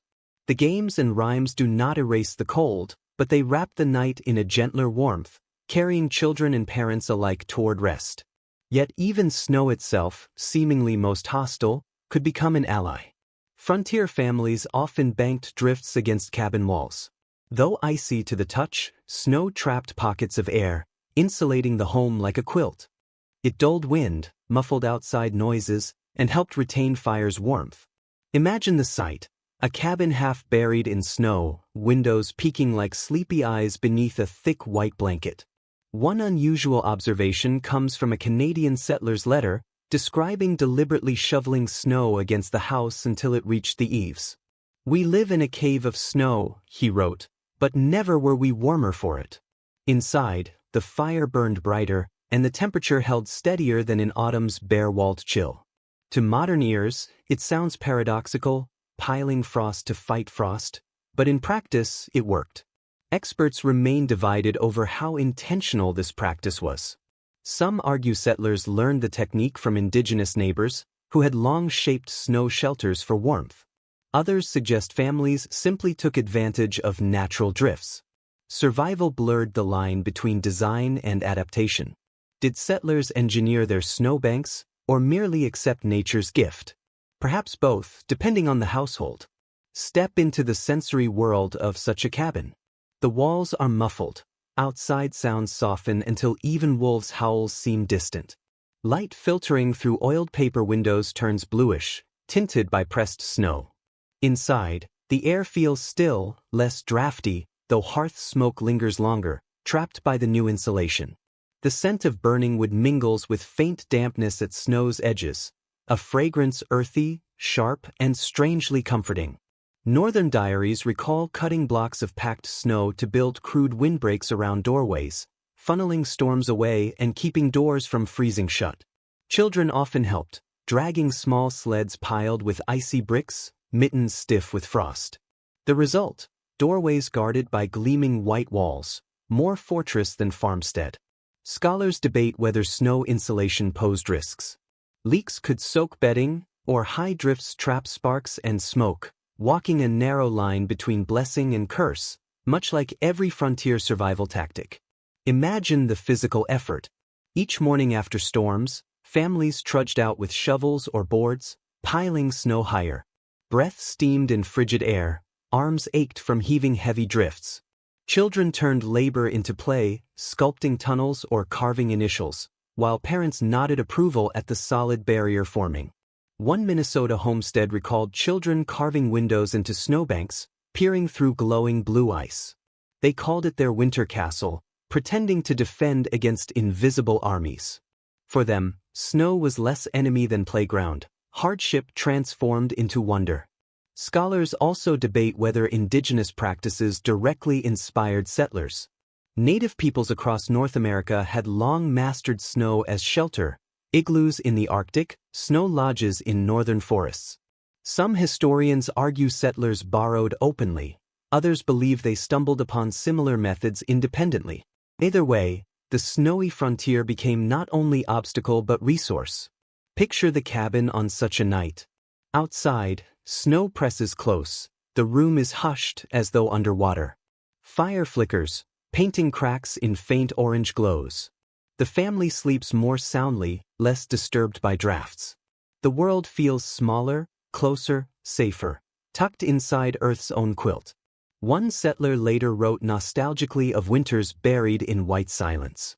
He recalled the muffled world gave a sense of peace, even as storms raged beyond. Snow, for all its dangers, became a strange companion, a guardian pressing close while wolves prowled farther away. Inside your imagined bed, feel the hush of snow piled high. Drafts vanish. Frost itself wraps you in warmth. Outside, the night howls. Inside, silence reigns. Yet much of what settlers knew about surviving winter nights wasn't invented alone. Indigenous nations had centuries of practice shaping furs, shelters, and fire into strategies of endurance. Frontier families, often reluctant to admit it, quietly leaned on that knowledge. Historical accounts from New England, the Great Lakes, and the Plains hint at these exchanges. Native households used wigwams, teepees, or earth lodges designed to trap heat efficiently. Settlers, arriving with European log-building traditions unsuited to North America's bitter cold, adapted after observation. They learned to bank fires in pits, drape furs thickly around beds, and insulate shelters with natural materials. Oral histories preserve memories of guidance offered, sometimes ignored. One anecdote recalls settlers copying the Ojibwe custom of sleeping beneath layers of animal hides, fur turned inward. Unlike woven quilts, furs clung close, natural oils repelling moisture. Children remembered the musky scent, mingling with wood smoke, marking survival in ways cloth alone could not. Scholars debate how deeply such practices penetrated settler life. Some argue they became widespread, others say they were used only in emergencies. The debate underscores a simple truth: survival cared little for origins. Imagine the sensory world of a winter wigwam: birch bark walls sealed with spruce gum, mats of cattail reeds layered inside, furs piled thick across the floor. A small fire pit smolders at the center, smoke drifting through a vent at the top. Air is warmer, steadier, free of log cabin drafts. Settlers stepping inside marveled, bark and hides outmatched their heavy cabins, precisely because indigenous people had shaped designs for this land's particular cold. One curious frontier innovation borrowed quietly from indigenous practice was the use of raised sleeping platforms. Hides were spread over wooden frames or reed mats, lifting bodies off icy ground. Letters mention children sleeping more soundly when raised just a few feet higher, furs and blankets layered atop to trap heat, reducing drafts and damp. Small elevation combined with thick insulation made a noticeable difference in the bitter nights of North America. The difference was profound: less heat lost, fewer shivers, longer rest. Experts still debate whether settlers fully acknowledged the debt they owed these lessons. Many journals offer only vague phrases: "We discovered a new trick," or "We tried a different method," never mentioning the native teachers who had demonstrated them. Yet parallel details across regions, fur curtains here, snow-banked walls there, suggest the borrowing was more than coincidence. The slow migration of knowledge threaded through necessity. Now, picture yourself wrapped in one of these borrowed techniques. A fur pelt lies heavy over your quilt, its coarse guard hairs brushing your chin. Beneath, warmth clings tightly, different from wool, denser, more primal. The fire pit in the cabin center glows steadily, heat rising without flickering away through a chimney. The air smells of resin, fur, and earth, a blend at once strange and soothing. Outside, snow presses hard, but inside, borrowed wisdom shields you. One quirky memory survives in a settler child's recollection. Their father stuffed cattail fluff into cracks between logs, marveling at how the downy fibers resisted drafts. To children, it felt like sleeping inside a giant pillow, the walls padded and muffled. Such moments of ingenuity, sometimes dismissed, sometimes cherished, blended traditions into new forms of survival. Scholars debate whether settlers truly embraced indigenous winter knowledge or simply picked fragments and reshaped them into European molds. Some point to the persistence of log cabins as evidence of cultural stubbornness. Others counter that frontier survival in Minnesota, Ontario, and beyond demonstrates adoption of more than settlers admitted. Either way, these nights tell a story not only of endurance, but of quiet cultural exchange. Think of the children who grew up in blended households. They heard lullabies from European roots but slept under furs laid in patterns borrowed from native practice. They whispered stories about wolves outside while breathing air softened by cattail insulation. Their memories carried both worlds, stitched into the same quilt of survival. As you settle back into your imagined bed, fur heavy on your chest, the fire pit glowing softly in the center, you feel how survival transcends pride. The night demands warmth, and families found it wherever wisdom showed the way. Indigenous knowledge became part of their quiet armor, shaping nights that might otherwise have ended in silence. Yet not all nights ended with comfort.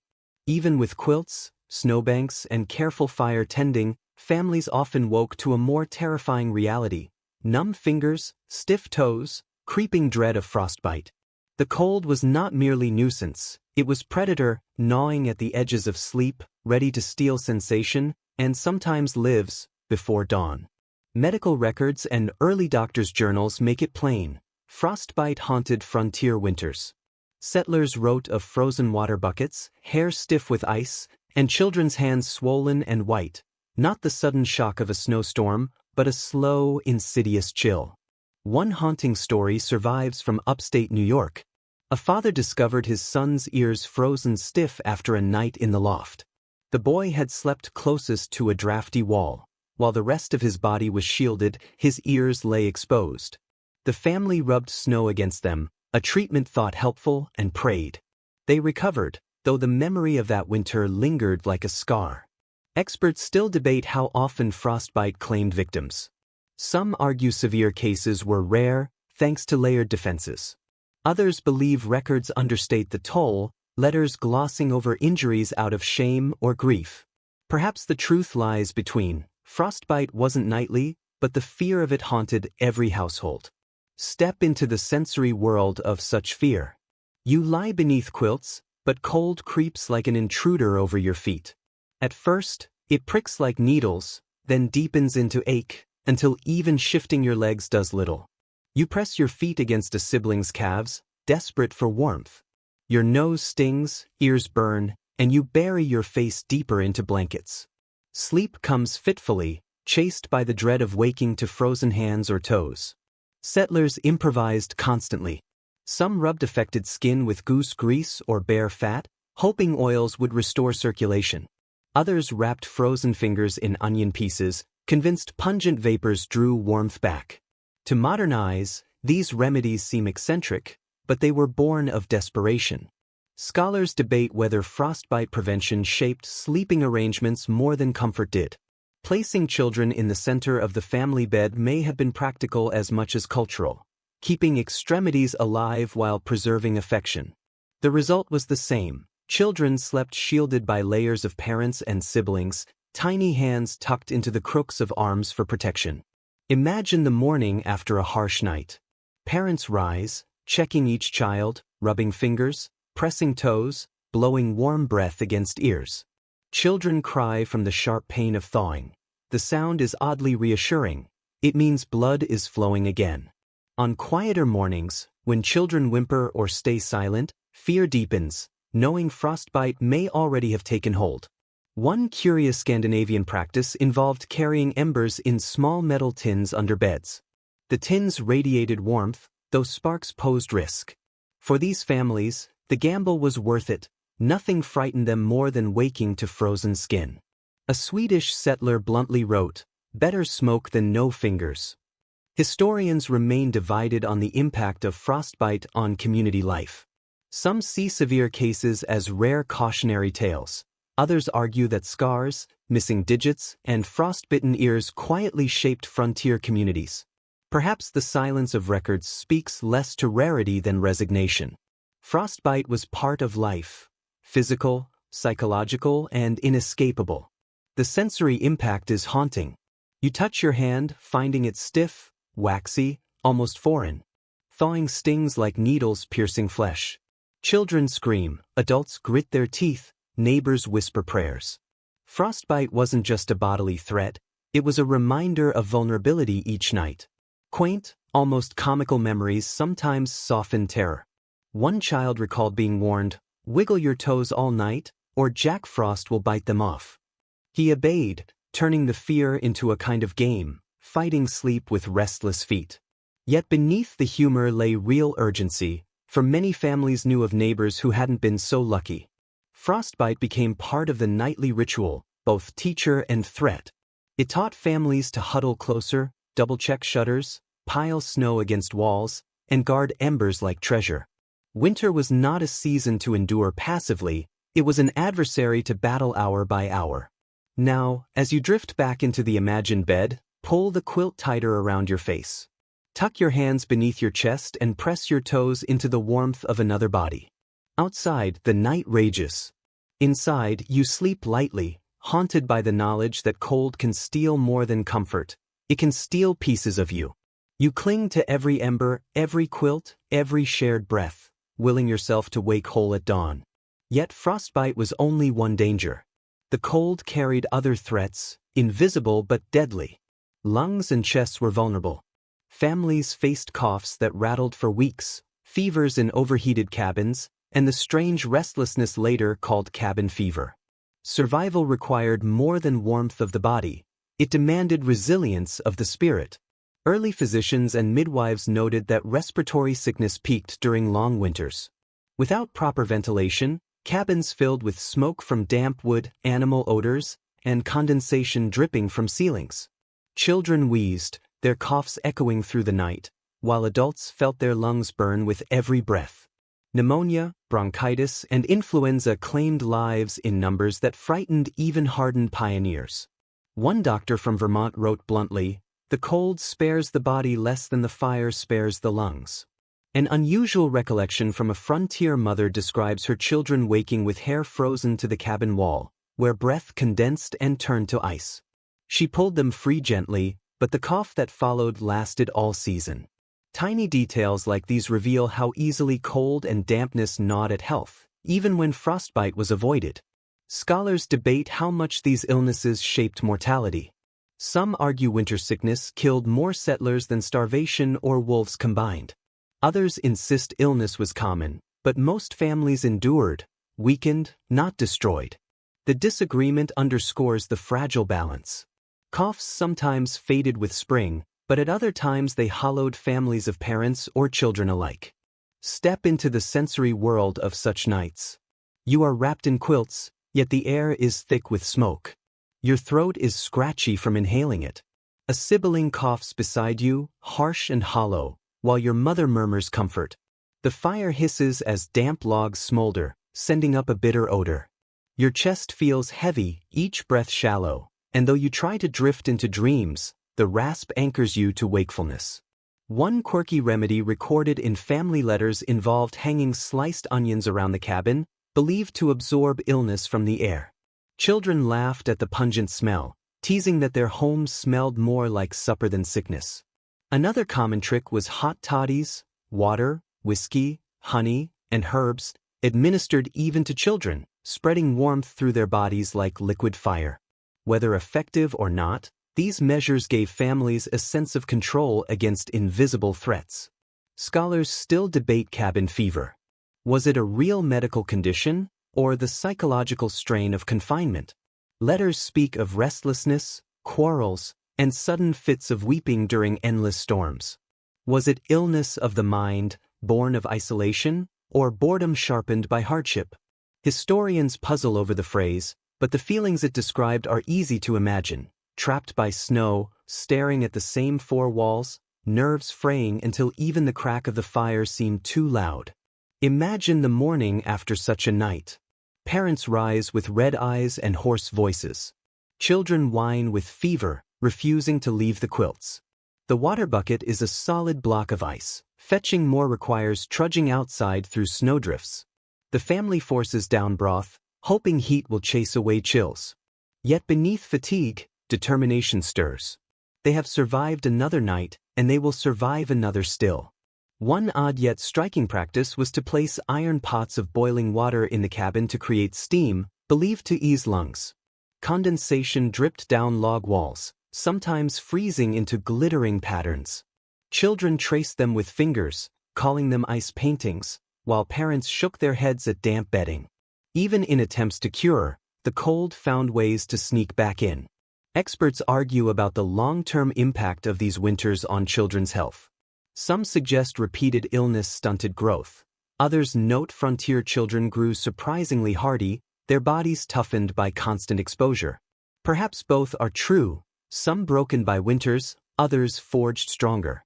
The uncertainty deepens the sense of how precarious each night's rest could be. Now immerse yourself fully. Hear the chorus of coughs in a crowded bed. Smell onions hanging from the rafters. Feel the clammy dampness of quilts that never quite dried. A candle sputters, throwing light across worried faces while parents whisper prayers over sick children. Sleep, when it comes, is shallow and uneasy, haunted by rasping breaths and the fear that morning may bring silence instead of recovery. One poignant recollection tells of siblings huddled together, whispering stories to distract a sick brother. They described summer fields, warm sunshine, and green leaves until his breathing softened and he drifted into slumber. In that moment, imagination became medicine, easing suffering as surely as any herb. As you settle into your imagined bed again, feel the heaviness of lungs, the dampness in the air, and the fragility of every breath. Illness stalks these nights as surely as frost, reminding families that survival wasn't just about keeping warm, it was about holding on through coughs, fevers, and restless minds. Yet through songs, remedies, and stubborn love, they clung together. Each night became another victory over winter's quiet siege. But even before anyone could rest fully, another duty called. On the frontier, sleep was never simply closing one's eyes. Before quilts could be pulled high, and the fire left to smolder, animals had to be tended one last time. Barn chores done at night were not optional, they were survival itself. Without warm livestock, there would be no milk, no meat, no draft animals to haul wood through snow. Farm journals detail evening chores as a ritual of the frontier. Each step into the cold was a step into life itself. Men and boys hauled hay, broke ice in water troughs, and checked stalls for drafts. Women carried scraps to pigs, milked cows in steaming corners, and tucked chickens into coops. Only after these tasks were done could families retreat indoors for the night. Sleep was earned through work, and every animal fed meant one less worry gnawing at a parent's mind. One unusual recollection comes from a Wisconsin settler, who described pouring buckets of hot stones into the barn to raise the temperature. Wrapped in burlap, the stones glowed faintly in corners, giving livestock just enough warmth to endure. He admitted the smell was strange, steaming hay mixed with scorched cloth, but swore the animals huddled closer, surviving nights that might have killed them otherwise. Scholars remain divided on how often such late-night barn visits occurred. Some argue chores were limited to daylight hours, while others point to countless diaries describing lanterns swaying through snowdrifts at midnight, proof that care never paused once the sun had set. Perhaps it depended on the severity of the winter. Mild nights allowed longer rest, harsher ones demanded constant vigilance. Now imagine stepping outside into such a night. You push the heavy door open and wind roars in, stealing your breath. Snowflakes sting your cheeks like tiny needles. The lantern in your hand flickers wildly, casting gold rings across the white expanse. Each step crunches loudly, echoing in the silence, while your body trembles beneath layers of wool. Yet you trudge onward because the animals wait, and their survival is tied to your own. Inside the barn, the air is warmer, heavy with the smell of hay, manure, and the living breath of cows and horses. You hear the low rumble of a cow shifting, the impatient snort of a horse pawing at straw. Your hands, stiff with cold, scatter feed, rub a muzzle, whisper reassurance. Lantern light throws long shadows across beams, and for a moment, the barn feels like a cathedral, not of prayer, but of ritual care. A curious practice in Appalachian families was bedding animals with layers of pine boughs. The needles gave off a sharp, clean scent, masking odors and adding insulation. Children helped gather the branches, dragging them through snow with mittens stiff with sap. Settlers joked that the animals slept in finer beds than their owners, but no one doubted the necessity. Debates swirl among historians about whether tending animals at night robbed families of rest. Some argue exhaustion compounded with sickness and cold, leaving adults vulnerable. Others counter that the rhythm of chores, before bed and again at dawn, became second nature, woven so deeply into daily life that it no longer felt burdensome. Fatigue was constant, but so was resolve. Picture the sensory details of finishing chores. Your boots squelch in half-frozen muck. The lantern sputters as a gust sneaks in through a crack. The cow's hide feels rough beneath your numb fingers. Sweet hay mingles with the acrid bite of smoke. The warmth of the barn is relative, still nipping at ears, but compared to the howling storm outside, it is a reprieve. One quirky memory comes from a child's diary. She loved sneaking sugar cubes to the family horse during winter chores, watching its warm breath puff white in the lantern light. She admitted the treat was rare, but the horse nickered softly afterward. It was like being blessed before bed, she wrote. Small rituals like this reveal how chores became not only survival tasks but moments of quiet intimacy between humans and animals. Experts argue about how much barns truly protected livestock in deep winter. Some claim poorly built structures were little more than windbreaks, offering scant relief. Others emphasize that even minimal shelter made the difference between life and death. Families judged success not only by children's survival but by how many animals still stood when spring arrived. Return with me to the imagined cabin. You've scattered hay, checked water buckets, whispered your goodnights to the animals. You step back into the storm, lantern low, path faint in swirling snow. Your cheeks burn, your hands ache, but the creatures in the barn breathe easier because of you. Inside, quilts wait, the fire glows, and children drift toward sleep. One settler wrote that the quietest comfort came after chores when he slipped back into bed, body throbbing slowly under quilts. I knew, he wrote, that beasts and babes alike were safe, and then I could rest. That sense of completion, chores done, animals cared for, family warm, was its own kind of lullaby. As you settle beneath quilts in your imagination, feel the ache of muscles earned in the barn, the sting of wind fading from your skin.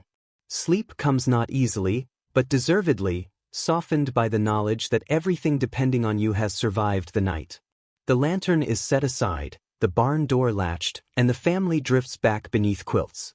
Yet in the silence of night, when embers glow faintly and frost presses against shutters, another layer of protection is summoned, one that comes not from wood or stone, but from faith and superstition. Frontier families feared not only the cold, but what might slip in unseen. To guard themselves, they turned to prayers, charms, and whispered rituals, blending Christian devotion with folk practices carried from Europe or learned along the way. Evening prayers were as much a part of frontier routine as chopping wood. Families gathered near the fire, children's heads bowed, parents' voices steady despite the howl of the storm outside. They prayed for warmth, health, and survival until dawn. For many, these prayers were both spiritual habits and psychological shields against despair, helping them face nights that might otherwise feel endless. One curious Pennsylvania recollection tells of a mother placing a Bible beneath her pillow each winter night, convinced it kept away sickness and frost. Her children joked about the lump, but later admitted the act calmed them, even as the cabin shook in the wind. They believed the sacred book built an invisible wall against harm. Experts continue to debate how widespread such protective customs were. Some argue frontier families clung fiercely to prayer because isolation stripped them of other comforts. Others suggest superstition played an equal role, with charms and sayings woven into nightly routines regardless of formal religion. The disagreement reveals how survival blurred the boundaries between faith, folklore, and practicality. Step into the sensory space of these rituals. The fire flickers, casting elongated shadows across log walls. Children murmur prayers under their breath. The scent of burning wood mingles with dried herbs and faint smoke from the lantern. Outside, wind whines against shutters, rattling loose snow.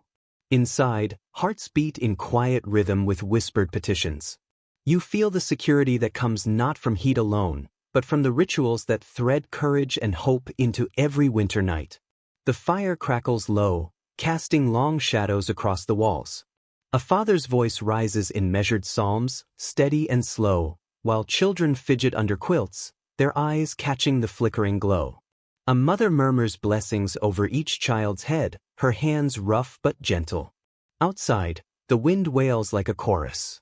Yet inside, the words wrap the family like an unseen quilt. You feel the air shift, less fear, more calm, as prayers settle into silence. One unusual practice in immigrant households involved hanging small bags of herbs above beds. Sage, juniper, or garlic cloves were believed to repel illness and spirits alike. Diaries mention the sharp smells mingling with smoke and sweat. Children teased each other about sleeping with the garlic ghosts, yet the scent became part of winter's rhythm. Scholars debate whether these rituals had practical value or simply comforted anxious minds. Did garlic ease smoky lungs, or did belief provide relief? Did whispered blessings ward off disease, or merely reassure children enough to sleep? Perhaps it mattered less whether charms worked than whether families believed they did. Now imagine a child clutching a small wooden cross, smooth from years of rubbing before bed. Beside him, his sister whispers a rhyme taught by their grandmother. Cold winds pass, warm hearts stay. The rhyme is nonsense perhaps, but its cadence soothes. The cabin grows quieter, breaths slow, and even though drafts slip through walls, the children believe they are guarded. That belief is warmth in itself. One quirky anecdote comes from a settler's letter describing his wife sprinkling salt across the cabin threshold before storms. She insisted it kept spirits and sickness at bay. The family laughed, but no one dared question her when nights were harsh. Better to waste salt, he wrote, than tempt fate. The gesture folded seamlessly into nightly chores. Debates among historians touch on how these practices connected families to their pasts. German immigrants carried tales of night spirits that froze sleepers. Irish families muttered charms against the Black Breath. On the frontier, these old fears fused with new realities, shaping rituals unique to the American wilderness. Scholars argue whether such beliefs faded quickly or lingered, but children's memories suggest they persisted, at least through a generation. Consider the sensory weight of such nights. The smell of burning sage drifts through the cabin. Salt crunches faintly underfoot. A candle burns low beside a Bible, wax pooling across its cover. You hear your mother's whispered blessing. Feel her hand press briefly to your forehead. The wind groans outside, but inside, you are surrounded by layers, both visible and invisible, quilts, furs, fire, faith. One poignant recollection tells of a father leading his children in prayer while a neighbor's cabin burned in the distance. The family huddled in terror. Yet the father's words steadied them, "The Lord is our shield." The child who recorded the memory decades later admitted he was never sure whether faith saved them, but he knew it gave courage to endure. So, as you drift beneath quilts in your imagined cabin, breathe in the mingled scents of herbs, smoke, and sweat. Feel the lingering press of a blessing on your brow. Hear prayers weaving through the dark. Whether superstition or devotion, these rituals hold the night at bay, giving one more layer of protection as the storm rages beyond the walls. In that fragile shield of faith and charm, you find rest. The prayers fade into silence. Herbs sway faintly in the rafters. For a time all is still. Yet even when body finds warmth and spirit some calm, the mind often refuses to surrender easily. Frontier families wrestled with subtler challenges during long nights. Sheer exhaustion tangled with anxiety. Sleep was not guaranteed. Sometimes it came in fragments, sometimes it never came at all. Rest, like firewood or quilts, was another scarce resource, rationed unevenly by circumstance and nerves. Journals attest that families rarely slept uninterrupted. They rose to tend fires, soothe coughing children, or check on animals. Some households practiced first sleep and second sleep, slumbering a few hours, waking, then drifting off again until dawn. This segmented rhythm echoes pre-industrial Europe, suggesting it was not simply frontier necessity, but a human tradition rediscovered under harsh conditions. One unusual memory comes from a woman in upstate New York, recalling her father pacing the cabin between sleeps, whispering psalms to himself. He claimed the quiet hours calmed his heart. Though children teased, he walked like a restless bear. For her, the memory of those heavy footsteps became part of winter's soundscape, as familiar as the crack of wood or the sigh of quilts. Scholars remain divided on whether segmented sleep was beneficial. Some argue it provided natural breaks for chores and fires. Others insist it left families perpetually fatigued, weakening immune systems and tempers alike. The absence of consensus reflects the ambiguity of memory. What one settler remembered as peaceful, another described as torment. Now imagine yourself caught in such a rhythm. You drift into drowsiness as the fire hums low, only to jolt awake when a log collapses with a sharp crack. Heart racing, you lie still until you realize the sound is harmless. You rise anyway, stirring embers, checking on siblings, listening to the wind. An hour passes in half-dream, your mind wandering through prayers and worries before you sink back into quilts for another stretch of uneasy sleep. One curious detail in immigrant accounts is the habit of using these midnight hours for quiet crafts. Women mended mittens or patched quilts by the faint glow of embers, needles flashing briefly in the dark. Men sharpened tools or carved small objects from wood. Children whispered games or traced frost patterns on windows. Sleeplessness became productivity, softening frustration with a sense of purpose. Modern researchers debate whether frontier families experienced what we would now call insomnia. Some letters speak bluntly of tossing nights. Others describe minds that could not still. Yet in a world where rest was fragile, sleeplessness was less a condition than an accepted part of life. The question is less whether they slept poorly than how they endured despite it. Picture the sensory texture of these restless hours. The cabin is hushed, but your ears strain at every creak. The quilt weighs heavily, yet offers no true comfort. Your mind replays the day's chores, worries about dwindling firewood, frets over a child's cough. You hear the faint scratching of mice in walls, the winds groan like a warning. In the half-light, shadows on the rafters seem to shift, teasing your weary eyes.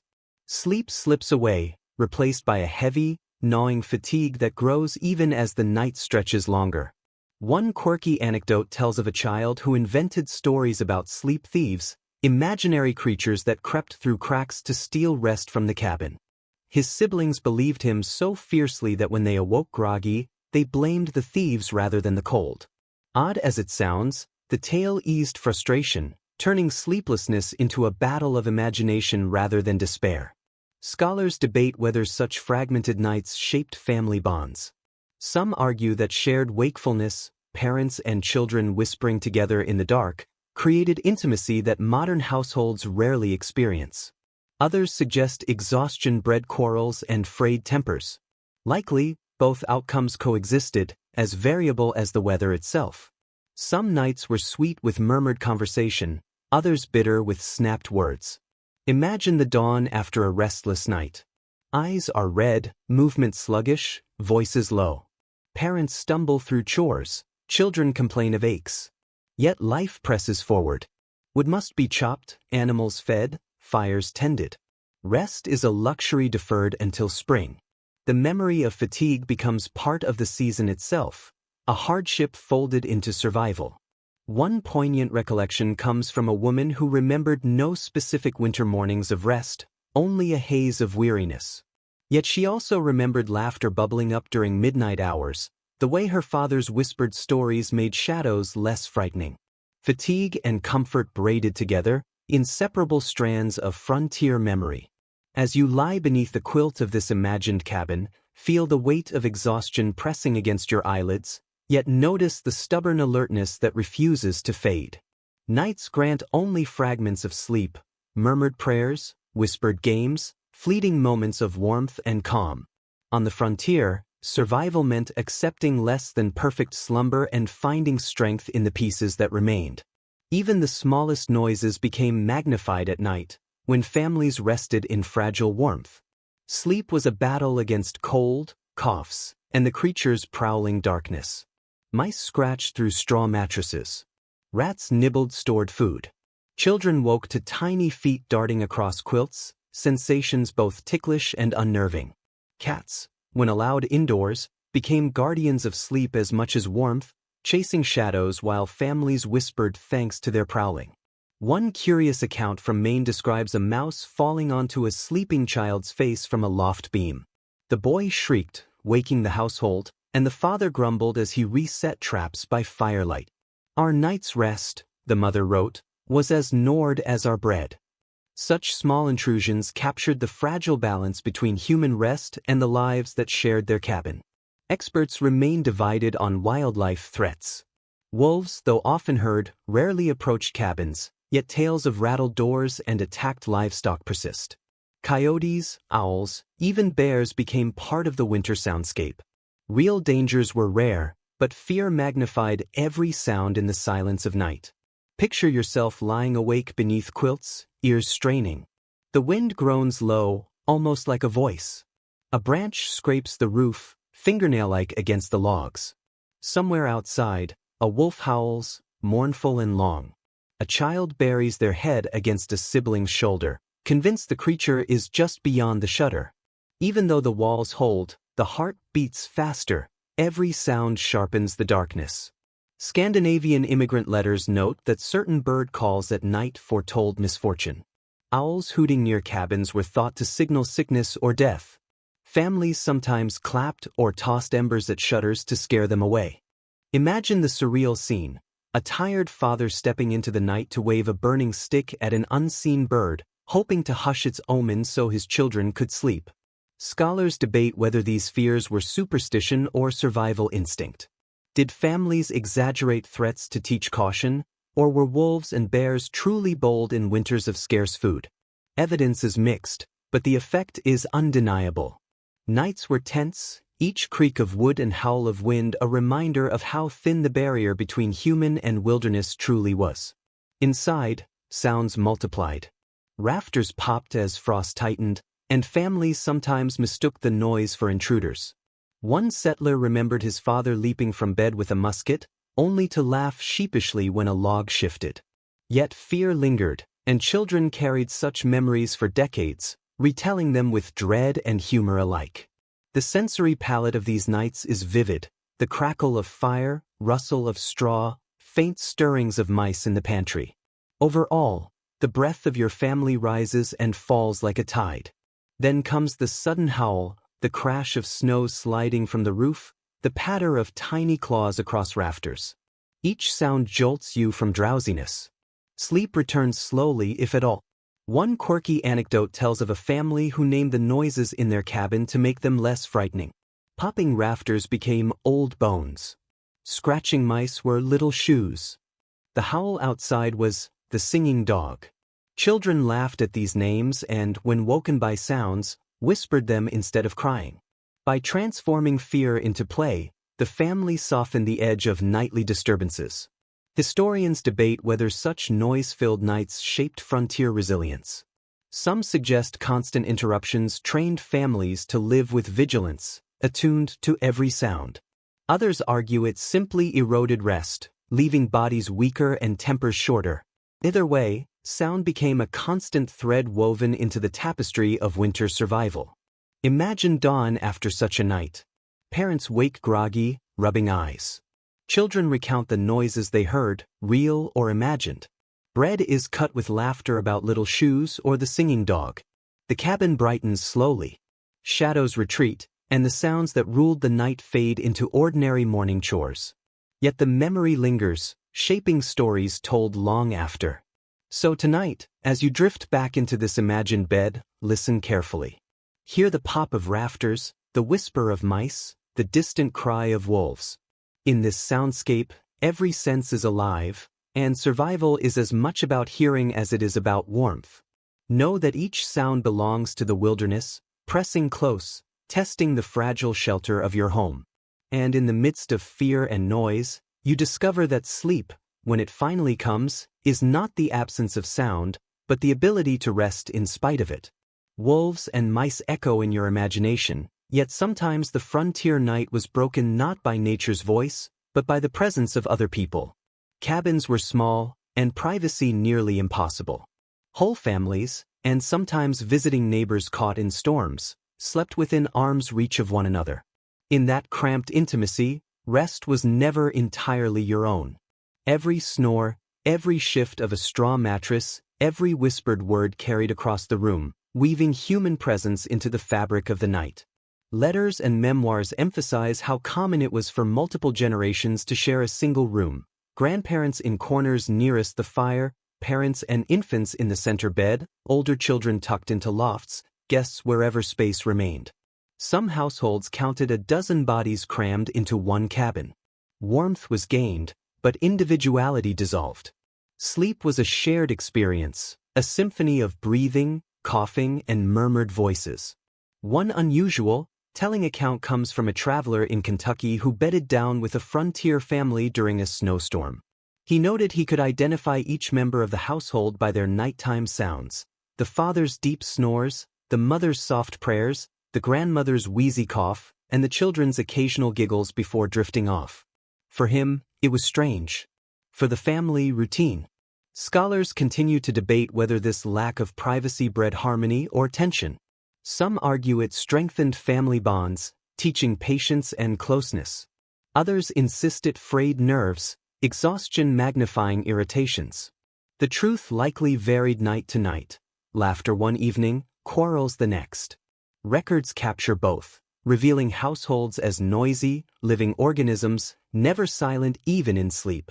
Step into the sensory reality of such a night. You lie wedged between siblings, their elbows poking your ribs, their cold feet pressing against yours. Straw rustles beneath every shift. Above, a cousin snores loudly, the sound rattling like a saw through wood. Your grandmother mutters in her dreams, half words drifting through the dark. The air is thick with warmth, mingled sweat, wool, and smoke. Privacy is a fantasy, but warmth is real, and so you surrender to the crowded cocoon. One curious custom was the snoring corner.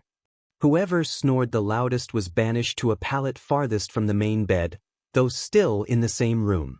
Children joked about drawing straws to decide who would endure that corner's racket. This practice, humorous as it sounds, reveals how families tried to impose order on chaos. Historians disagree about whether settlers viewed these cramped arrangements with embarrassment. Some letters describe them matter-of-factly, others downplay the details. Perhaps modesty discouraged open discussion. Yet the absence of silence in records hints that everyone knew and accepted the reality. Frontier families slept not as individuals, but as a collective body. Picture the dawn after such a night. A dozen sleepers stir at once. Quilts are tossed back, voices overlap. Someone sneezes, others cough. A child cries for breakfast. The room fills instantly with noise and movement, erasing any memory of silence.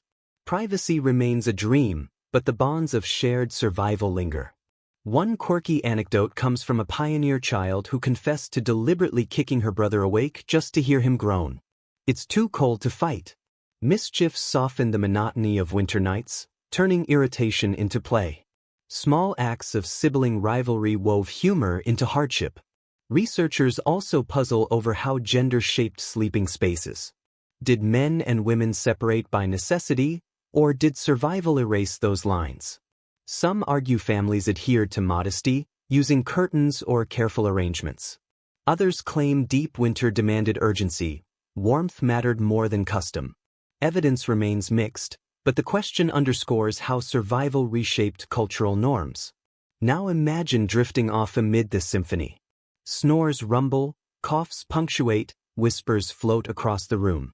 You shift, uncomfortable yet oddly comforted, knowing every sound is proof of life. The closeness feels suffocating at times, but it also means no one is alone. Each breath reinforces that survival is not solitary, it is shared. One poignant recollection from a settler's memoir captures this truth. "Though we quarreled, though we groaned, I loved the sound of my family breathing beside me. Silence meant death, and so I was glad for the noise." So as you sink once more beneath quilts in your imagined cabin, let the chorus of snores, coughs, and murmured dreams fill your ears. It is not peace in the modern sense, but reassurance. You are part of a living whole, tangled in warmth and noise, carried together through the long winter night. But rest was never just comfort. It demanded vigilance. Danger wasn't only drafts or frostbite, it was fire leaping from the hearth, raiders or desperate travelers at the door. Sleep carried a fragile tension. How deeply could you rest when the world outside, and sometimes even within, could shift without warning? Journals show that firearms often lay close to the hearth or bedside, muskets against walls, powder horns within reach, as much a part of the bedroom as quilts and pillows.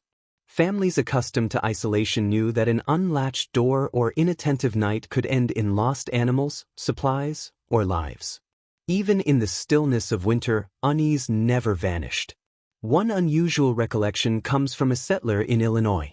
He awoke to scratching at the door. His father leapt from bed, musket in hand, heart pounding. The intruder turned out to be a neighbor's half-starved dog. Yet the memory stayed vivid, the feeling of being hunted, even in the supposed safety of sleep. "We dreamed with one ear open," he later wrote, powder close at hand. Scholars debate how much actual violence intruded into nightly life. Some argue raids and theft were exaggerated fears, fueled by stories and memory. Others insist they were real enough, citing stolen livestock and burned barns. The truth likely varied by region. Some cabins faced little more than restless animals, while others stood in contested land where every sound outside carried genuine menace. Now place yourself in such a night. You lie beneath quilts, the fire dim, when a sudden creak echoes from the shutter. Your eyes fly open, heart racing. The sound could be a swaying branch or a stranger. You grip the quilt tighter, listening. Every breath in the cabin feels sharper. The musket leans close, its wooden stock glinting faintly in firelight. You hope you never need it, yet its presence brings comfort. Only when silence stretches long again do your eyelids drift closed, uneasy but resigned. One curious practice among German immigrant households was the nightly wedging of iron bars across doors. Children remembered the loud scrape of metal against wood, a sound that meant safety. When the bar was set, one memoir notes, "I felt I could sleep." That small ritual repeated daily became part of the lullaby of frontier nights. Researchers debate how communities shared the burden of vigilance. Did families feel truly alone, or did they rely on neighbors for reassurance? Some evidence suggests that households rotated night watches when threats loomed, particularly during conflicts. Others argue that isolation left each cabin a solitary fortress in a vast, cold wilderness. Consider the sensory reality of vigilance. The smell of gunpowder hangs faintly in the air, a reminder of readiness. A dog shifts by the door, growling low, then settles again. The wind howls, rattling shutters like hands shaking a lock. Your mind flickers between drowsiness and alertness, comfort and fear. Your body longs for rest, yet your mind refuses complete surrender. One quirky anecdote tells of a family who trained their goose to honk at any sound near the cabin. "Better than a watchdog," the father joked, though he admitted the goose once woke them all by shrieking at a falling branch. Children giggled at the false alarms, but the goose was fed generously nonetheless. In its noisy way, it gave the family peace of mind. Experts debate whether constant vigilance harmed sleep more than it aided survival. Some argue it frayed nerves, leaving adults weary and children anxious. Others believe it heightened awareness and resilience, teaching families to balance rest with preparedness. Whatever the effect, it shaped the psychology of nights. Every dream carried a shadow of awareness, every silence felt temporary. Now imagine dawn breaking after a night of vigilance. The father yawns but smiles, relieved the musket remained untouched. Children tumble from quilts, laughing at their goose or the dog's overzealous alarms. Breakfast tastes better because danger passed them by once more. Relief itself becomes nourishment, strengthening families for another day's labor. One poignant recollection from a pioneer woman captures this balance. "We slept lightly, but we slept together. And if danger came, we knew we would rise side by side." Every creak of the shutter reminded families of their fragility and their resolve.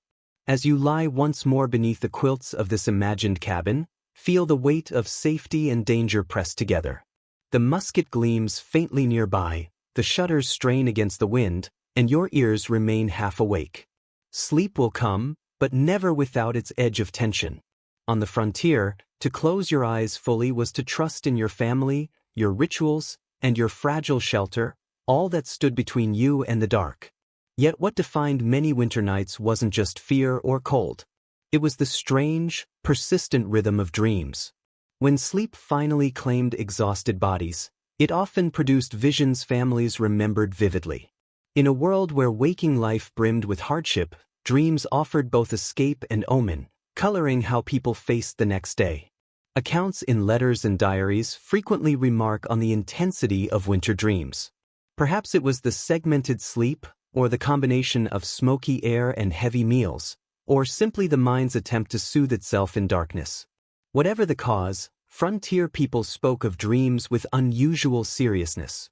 They were not idle fancies but messages, sometimes divine, sometimes sinister, shaping behavior long after dawn. One curious anecdote comes from a homesteader in Ohio. His wife dreamed of a field of green wheat in the dead of January. She awoke convinced spring would come early, and the family planned their planting accordingly. Though spring proved late, the dream lingered as a kind of talisman, retold to neighbors with equal parts hope and amusement. Scholars debate whether frontier people interpreted dreams primarily through religion or folk tradition. Some argue biblical imagery dominated, visions seen as warnings or comforts from God. Others note persistent old-world superstitions, dreams of water foretelling sickness, animals predicting weather. The truth likely wove both threads together, a tapestry where sacred and superstitious coexisted without conflict. Step into the sensory fabric of such a dream-heavy night. You drift into slumber after hours of cold vigilance. The quilt is heavy, the fire dim, your body aching. Suddenly you walk through a meadow in full bloom, sunlight warm against your face. You hear bees, smell fresh hay, feel grass beneath your bare feet. For a few blissful minutes, you escape the snow pressing against your cabin walls. Then you stir awake, nose numb, breath misting in the frigid air, and the contrast makes the dream feel sharper, more precious. One unusual custom among immigrant households was to share dreams aloud at breakfast. Families recited visions between bites of porridge, interpreting omens, laughing at oddities. Children competed to tell the strangest tales, flying pigs, rivers of honey, while parents sought patterns in images of storms or fires. These morning rituals gave meaning to rest that was otherwise fragmented and shallow. Researchers debate whether dreams served a therapeutic role. Some argue they allowed people to process fear and longing symbolically. Others suggest they deepened anxiety, especially when interpreted as warnings. What cannot be denied is that dreams filled conversation, turning invisible nights into tangible stories. Imagine waking from one of these visions. The warmth of the dream lingers in your body, but the cabin is cold, your breath sharp. Shadows cling to corners, a sibling stirs and mutters, pulling you back to reality. Yet all day, as you chop wood or fetch water, the dream hovers like a phantom, as real in memory as frost beneath your boots. One quirky recollection comes from a Minnesota child. Her father dreamed of wolves every night for a week. Convinced it was an omen, he built higher pens for the livestock. No wolves came, but the dream reshaped his labor nonetheless. In this way, the unconscious mind sometimes dictated the rhythms of daylight chores. Scholars still debate whether such vivid dreaming was heightened by diet and environment. Did heavy stews and scarce vegetables alter sleep chemistry? Did smoke-filled cabins and irregular sleep cycles intensify REM cycles? The science remains speculative, but the testimonies are consistent. Frontier dreams were memorable, sometimes frightening, often oddly beautiful. Consider the layered texture of a family recounting them in the morning. Children chatter excitedly, mimicking their dream animals. Parents exchange glances, half believing, half dismissing, yet still noting what was said. Grandparents mutter about old sayings. A fish in dreams means illness, a stranger means news. The conversation blends belief, skepticism, and humor, making dreams a communal property rather than a private secret. One poignant story survives from a widow who dreamed of her late husband on a bitter winter night. She described him standing silently at the hearth, smiling. The dream gave her such comfort that she awoke convinced he had visited to reassure her. "I slept warmer after," she wrote. Here, dreams softened grief, transforming loss into presence. So as you return once more to your imagined bed, feel the weight of quilts pressing you into sleep. Hear the faint sigh of embers, the breath of family around you. Drift into visions, fields of summer, voices of loved ones, animals prowling just beyond reach. On the frontier, such dreams weren't mere illusions. They were part of survival, a second world where cold could not intrude, where hope bloomed like spring in the heart of winter. Yet dawn has not yet come. The cabin is still, the fire low, and cold presses in again. In these hours between night and morning, food, both the memory of it and what remained in the pantry, became another element of survival. Sleep was easier when the stomach was full. But winter scarcity meant families often drifted to slumber on little more than broth or scraps. Hunger was a silent companion beneath the quilts, shaping how frontier households endured their nights. Farm journals and letters frequently mention the strain of rationing. Cornmeal, dried beans, and salted pork were staples. By January, supplies ran thin. A family might eat just enough to keep moving during the day, then settle into bed with hunger gnawing at their bellies. Some parents sent children to sleep early, hoping slumber would muffle complaints. Others stretched small meals into illusions of plenty, adding water to stew, breaking bread into thinner slices. The hearth gave warmth, but food gave strength. When both were scarce, nights felt endless. One unusual but telling anecdote comes from a Missouri settler who recalled her mother slipping a hot potato into each child's hand before bed. The potato warmed their fingers and doubled as a midnight snack if hunger stirred them awake. "We slept with supper in our palms," she wrote, "and dreamed of feasts while we nibbled." The memory captures both deprivation and ingenuity, a reminder that even small comforts could carry children through. Scholars remain divided about the severity of frontier hunger. Some argue households with foresight and strong harvests managed adequately. Others contend shortages were widespread, malnutrition common though rarely admitted in prideful letters. Life on the frontier was uneven. One family thrived, another starved, sometimes on neighboring farms. Now imagine the sensory reality of such a night. You lie beneath quilts, your stomach growling, echoing louder in the silence. Smoke teases your nose with memories of roasted meat, though none remains. Your mouth is dry, limbs heavy. You press your potato closer, the warmth fading, the skin wrinkled. You nibble a corner, bland but comforting, and tuck it back beneath the quilt. Hunger does not vanish, but it quiets enough for sleep to creep in. One curious practice among some Appalachian families was drinking hot water before bed, flavored with herbs if available. The warmth filled their stomachs, tricking them into satisfaction, while the steam soothed throats. Children sometimes called it empty stew, laughing at the idea of pretending water was soup. Even pretense brought comfort, proof that imagination could help where food failed. Researchers debate whether such strategies weaken bodies for winter labor. Some argue meager diets left settlers prone to illness and exhaustion. Others suggest frontier metabolisms adapted, bodies slowing to match scarcity. Either way, the experience shaped memory.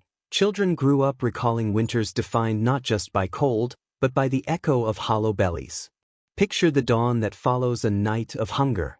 Parents rise stiffly, eyes sunken, hands trembling as they prepare thin porridge. Children sip slowly, savoring each bite as if it were a feast. The day's chores loom, but bodies have little fuel. Sleep may have offered temporary escape, but hunger greets them again with the morning light. One quirky anecdote tells of a boy who dreamed of pies each night, describing their flavors so vividly that his siblings swore they could taste them. His dreams became nightly entertainment, imagination filling the gap left by empty shelves.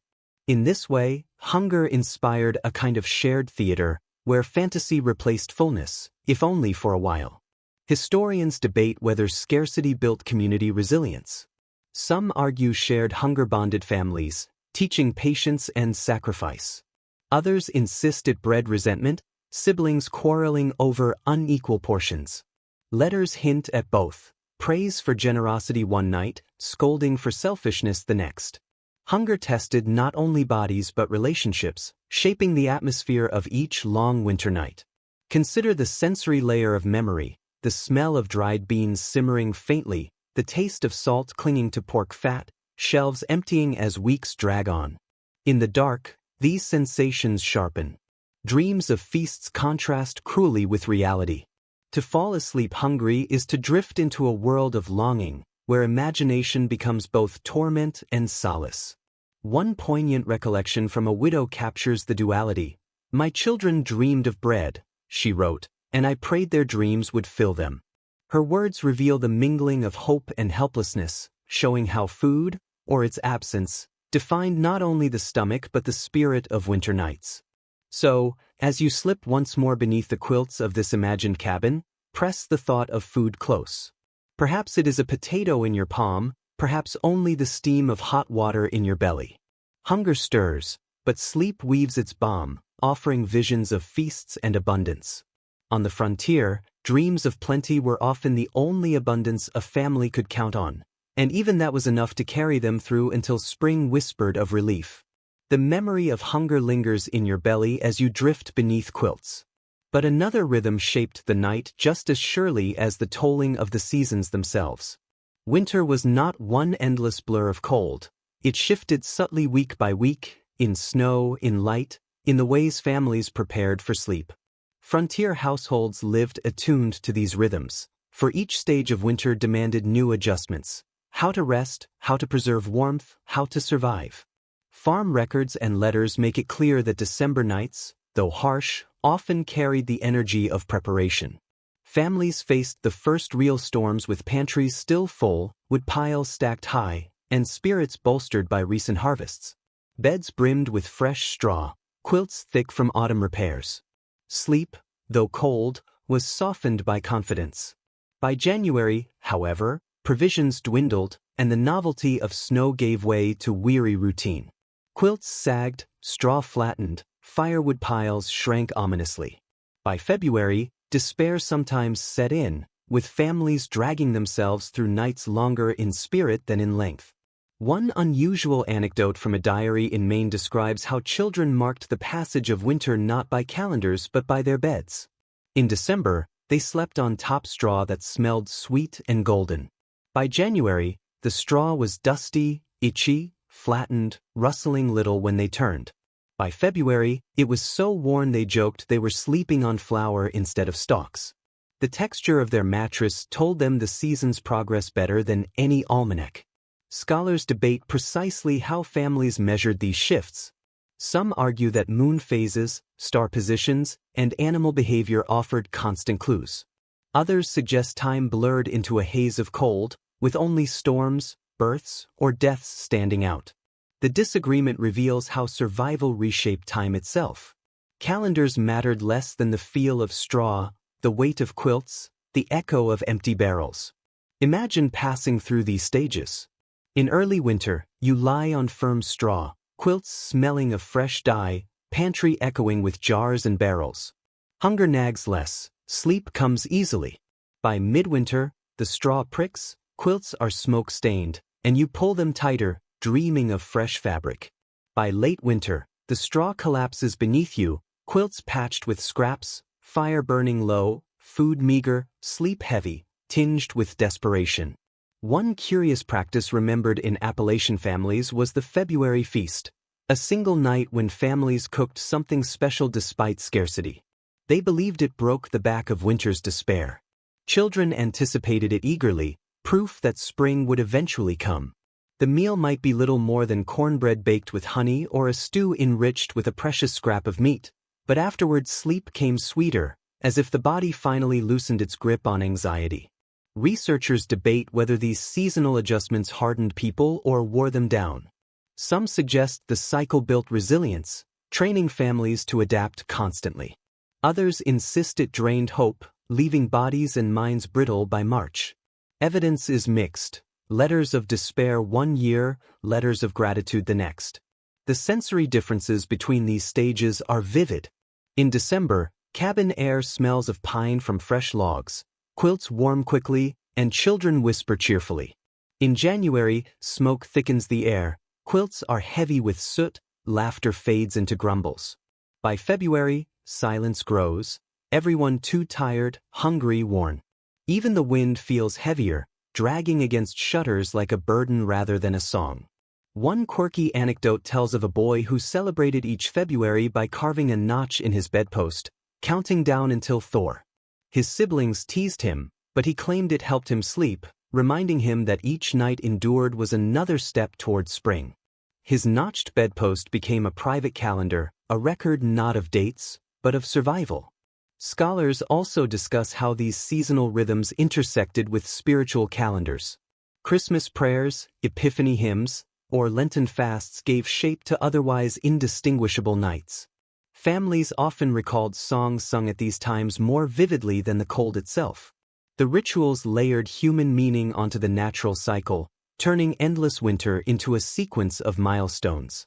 Imagine a February night, the hardest of all. The fire barely glows. The pantry is bare.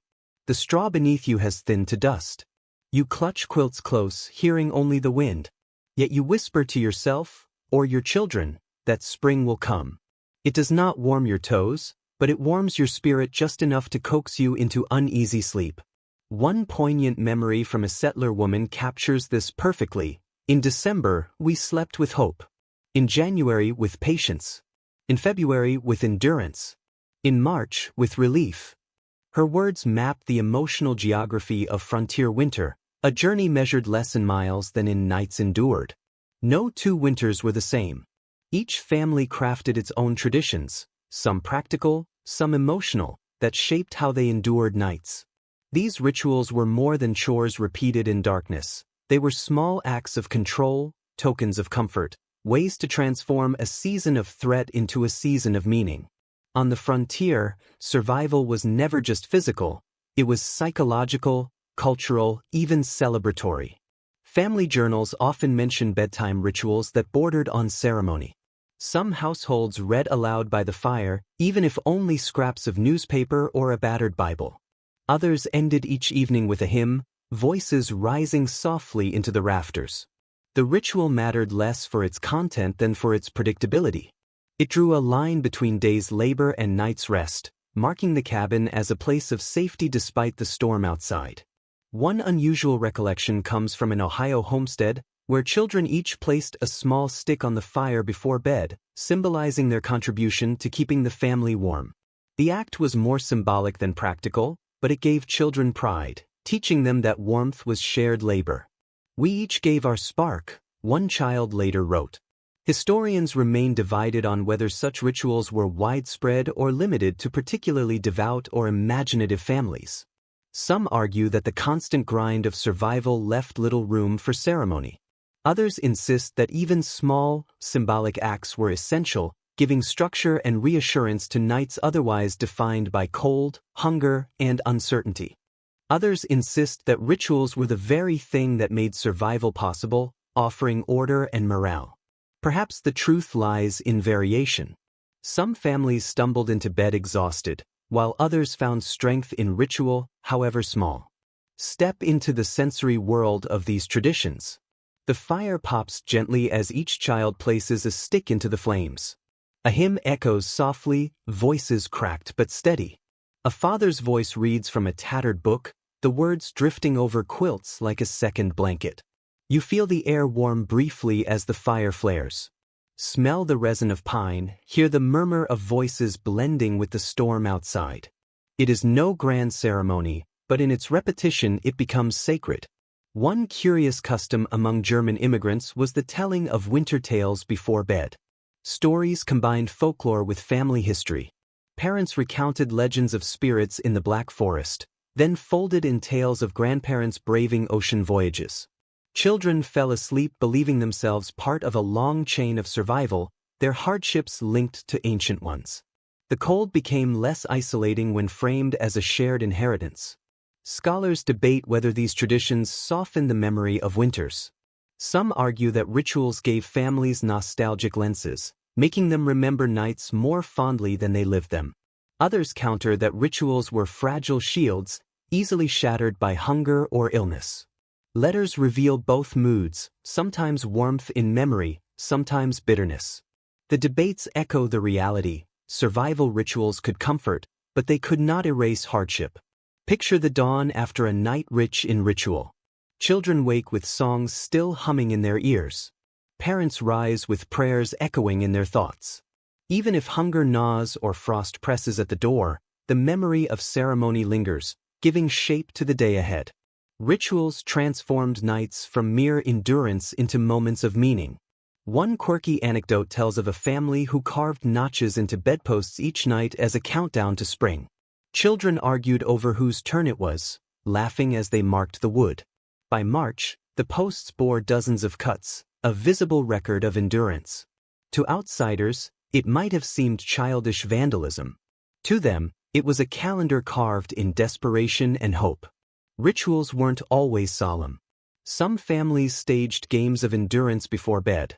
Who could stand barefoot on the cabin floor the longest? Who could blow out the candle in one breath? Laughter punctuated these contests, distracting children from cold noses and empty bellies. In this way, ritual blurred into play, proving resilience often hid itself in humor. Consider the sensory weight of these traditions. The flicker of firelight glints off children's eyes as they giggle at carved notches. The sound of a hymn drifts upward, faint but resolute. The smell of singed wood fills the air as a stick is laid on the flames. Outside, snow presses harder against the cabin. Inside, warmth is woven not only from quilts and embers but from voices, stories, and gestures. One poignant recollection from a woman who survived such winters as a child captures this spirit. We did not only endure the cold, we marked it, sang through it, carved it into memory. That is how we slept through nights that might have broken us. Her words suggest that survival was as much about meaning as material. As you settle once more beneath the imagined quilts, feel the rhythm of these small traditions. The stick placed in the fire, the hymn hummed softly, the notch carved into wood. These are the rituals that turned a cold night into a remembered night, fragile shields that carried families forward. And in their repetition, you too find comfort, knowing that meaning can be stitched into even the harshest hours of winter. Now, as the long winter begins its slow surrender to spring, sense the final truth about frontier nights. Survival wasn't measured by warmth alone, or by full bellies, or sturdy walls. It was measured by the simple fact that morning came, and the family remained together. Every dawn was a quiet triumph, proof that the night, with all its threats, had failed to break them. Letters and memoirs often emphasize this modest victory. We woke and saw the frost on the windows, and yet we lived. That line, repeated in one settler's diary, carries the essence of endurance. Winter nights were survived not because they were conquered, but because families clung stubbornly to each other, through quilts, chores, faith, and fear. One unusual recollection comes from a Vermont family who celebrated the first night of Thor by sleeping with shutters wide open. Though the air was still sharp, they wanted to breathe the promise of spring, to feel the cold without fearing it.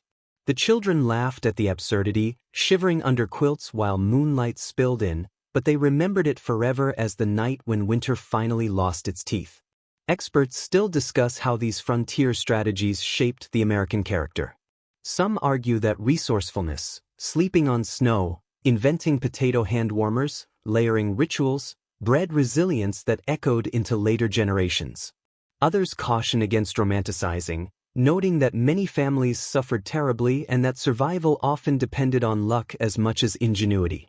What is clear is that the experience of these nights, harsh, repetitive, filled with both fear and tenderness, became woven into the cultural memory of what it meant to endure. Step once more into the cabin. You lie beneath worn quilts, straw sagging beneath you, smoke thick in the air. A sibling breathes against your shoulder. A dog sighs at the hearth. The fire dwindles low. Outside, the wind still prowls, but inside, life holds. You feel the weight of hunger, the sting of drafts, the throb of fatigue. But you also feel the press of family, the warmth of shared rituals, the comfort of survival. Sleep takes you not as an enemy, but as a weary friend. One quirky tidbit survives from an old letter.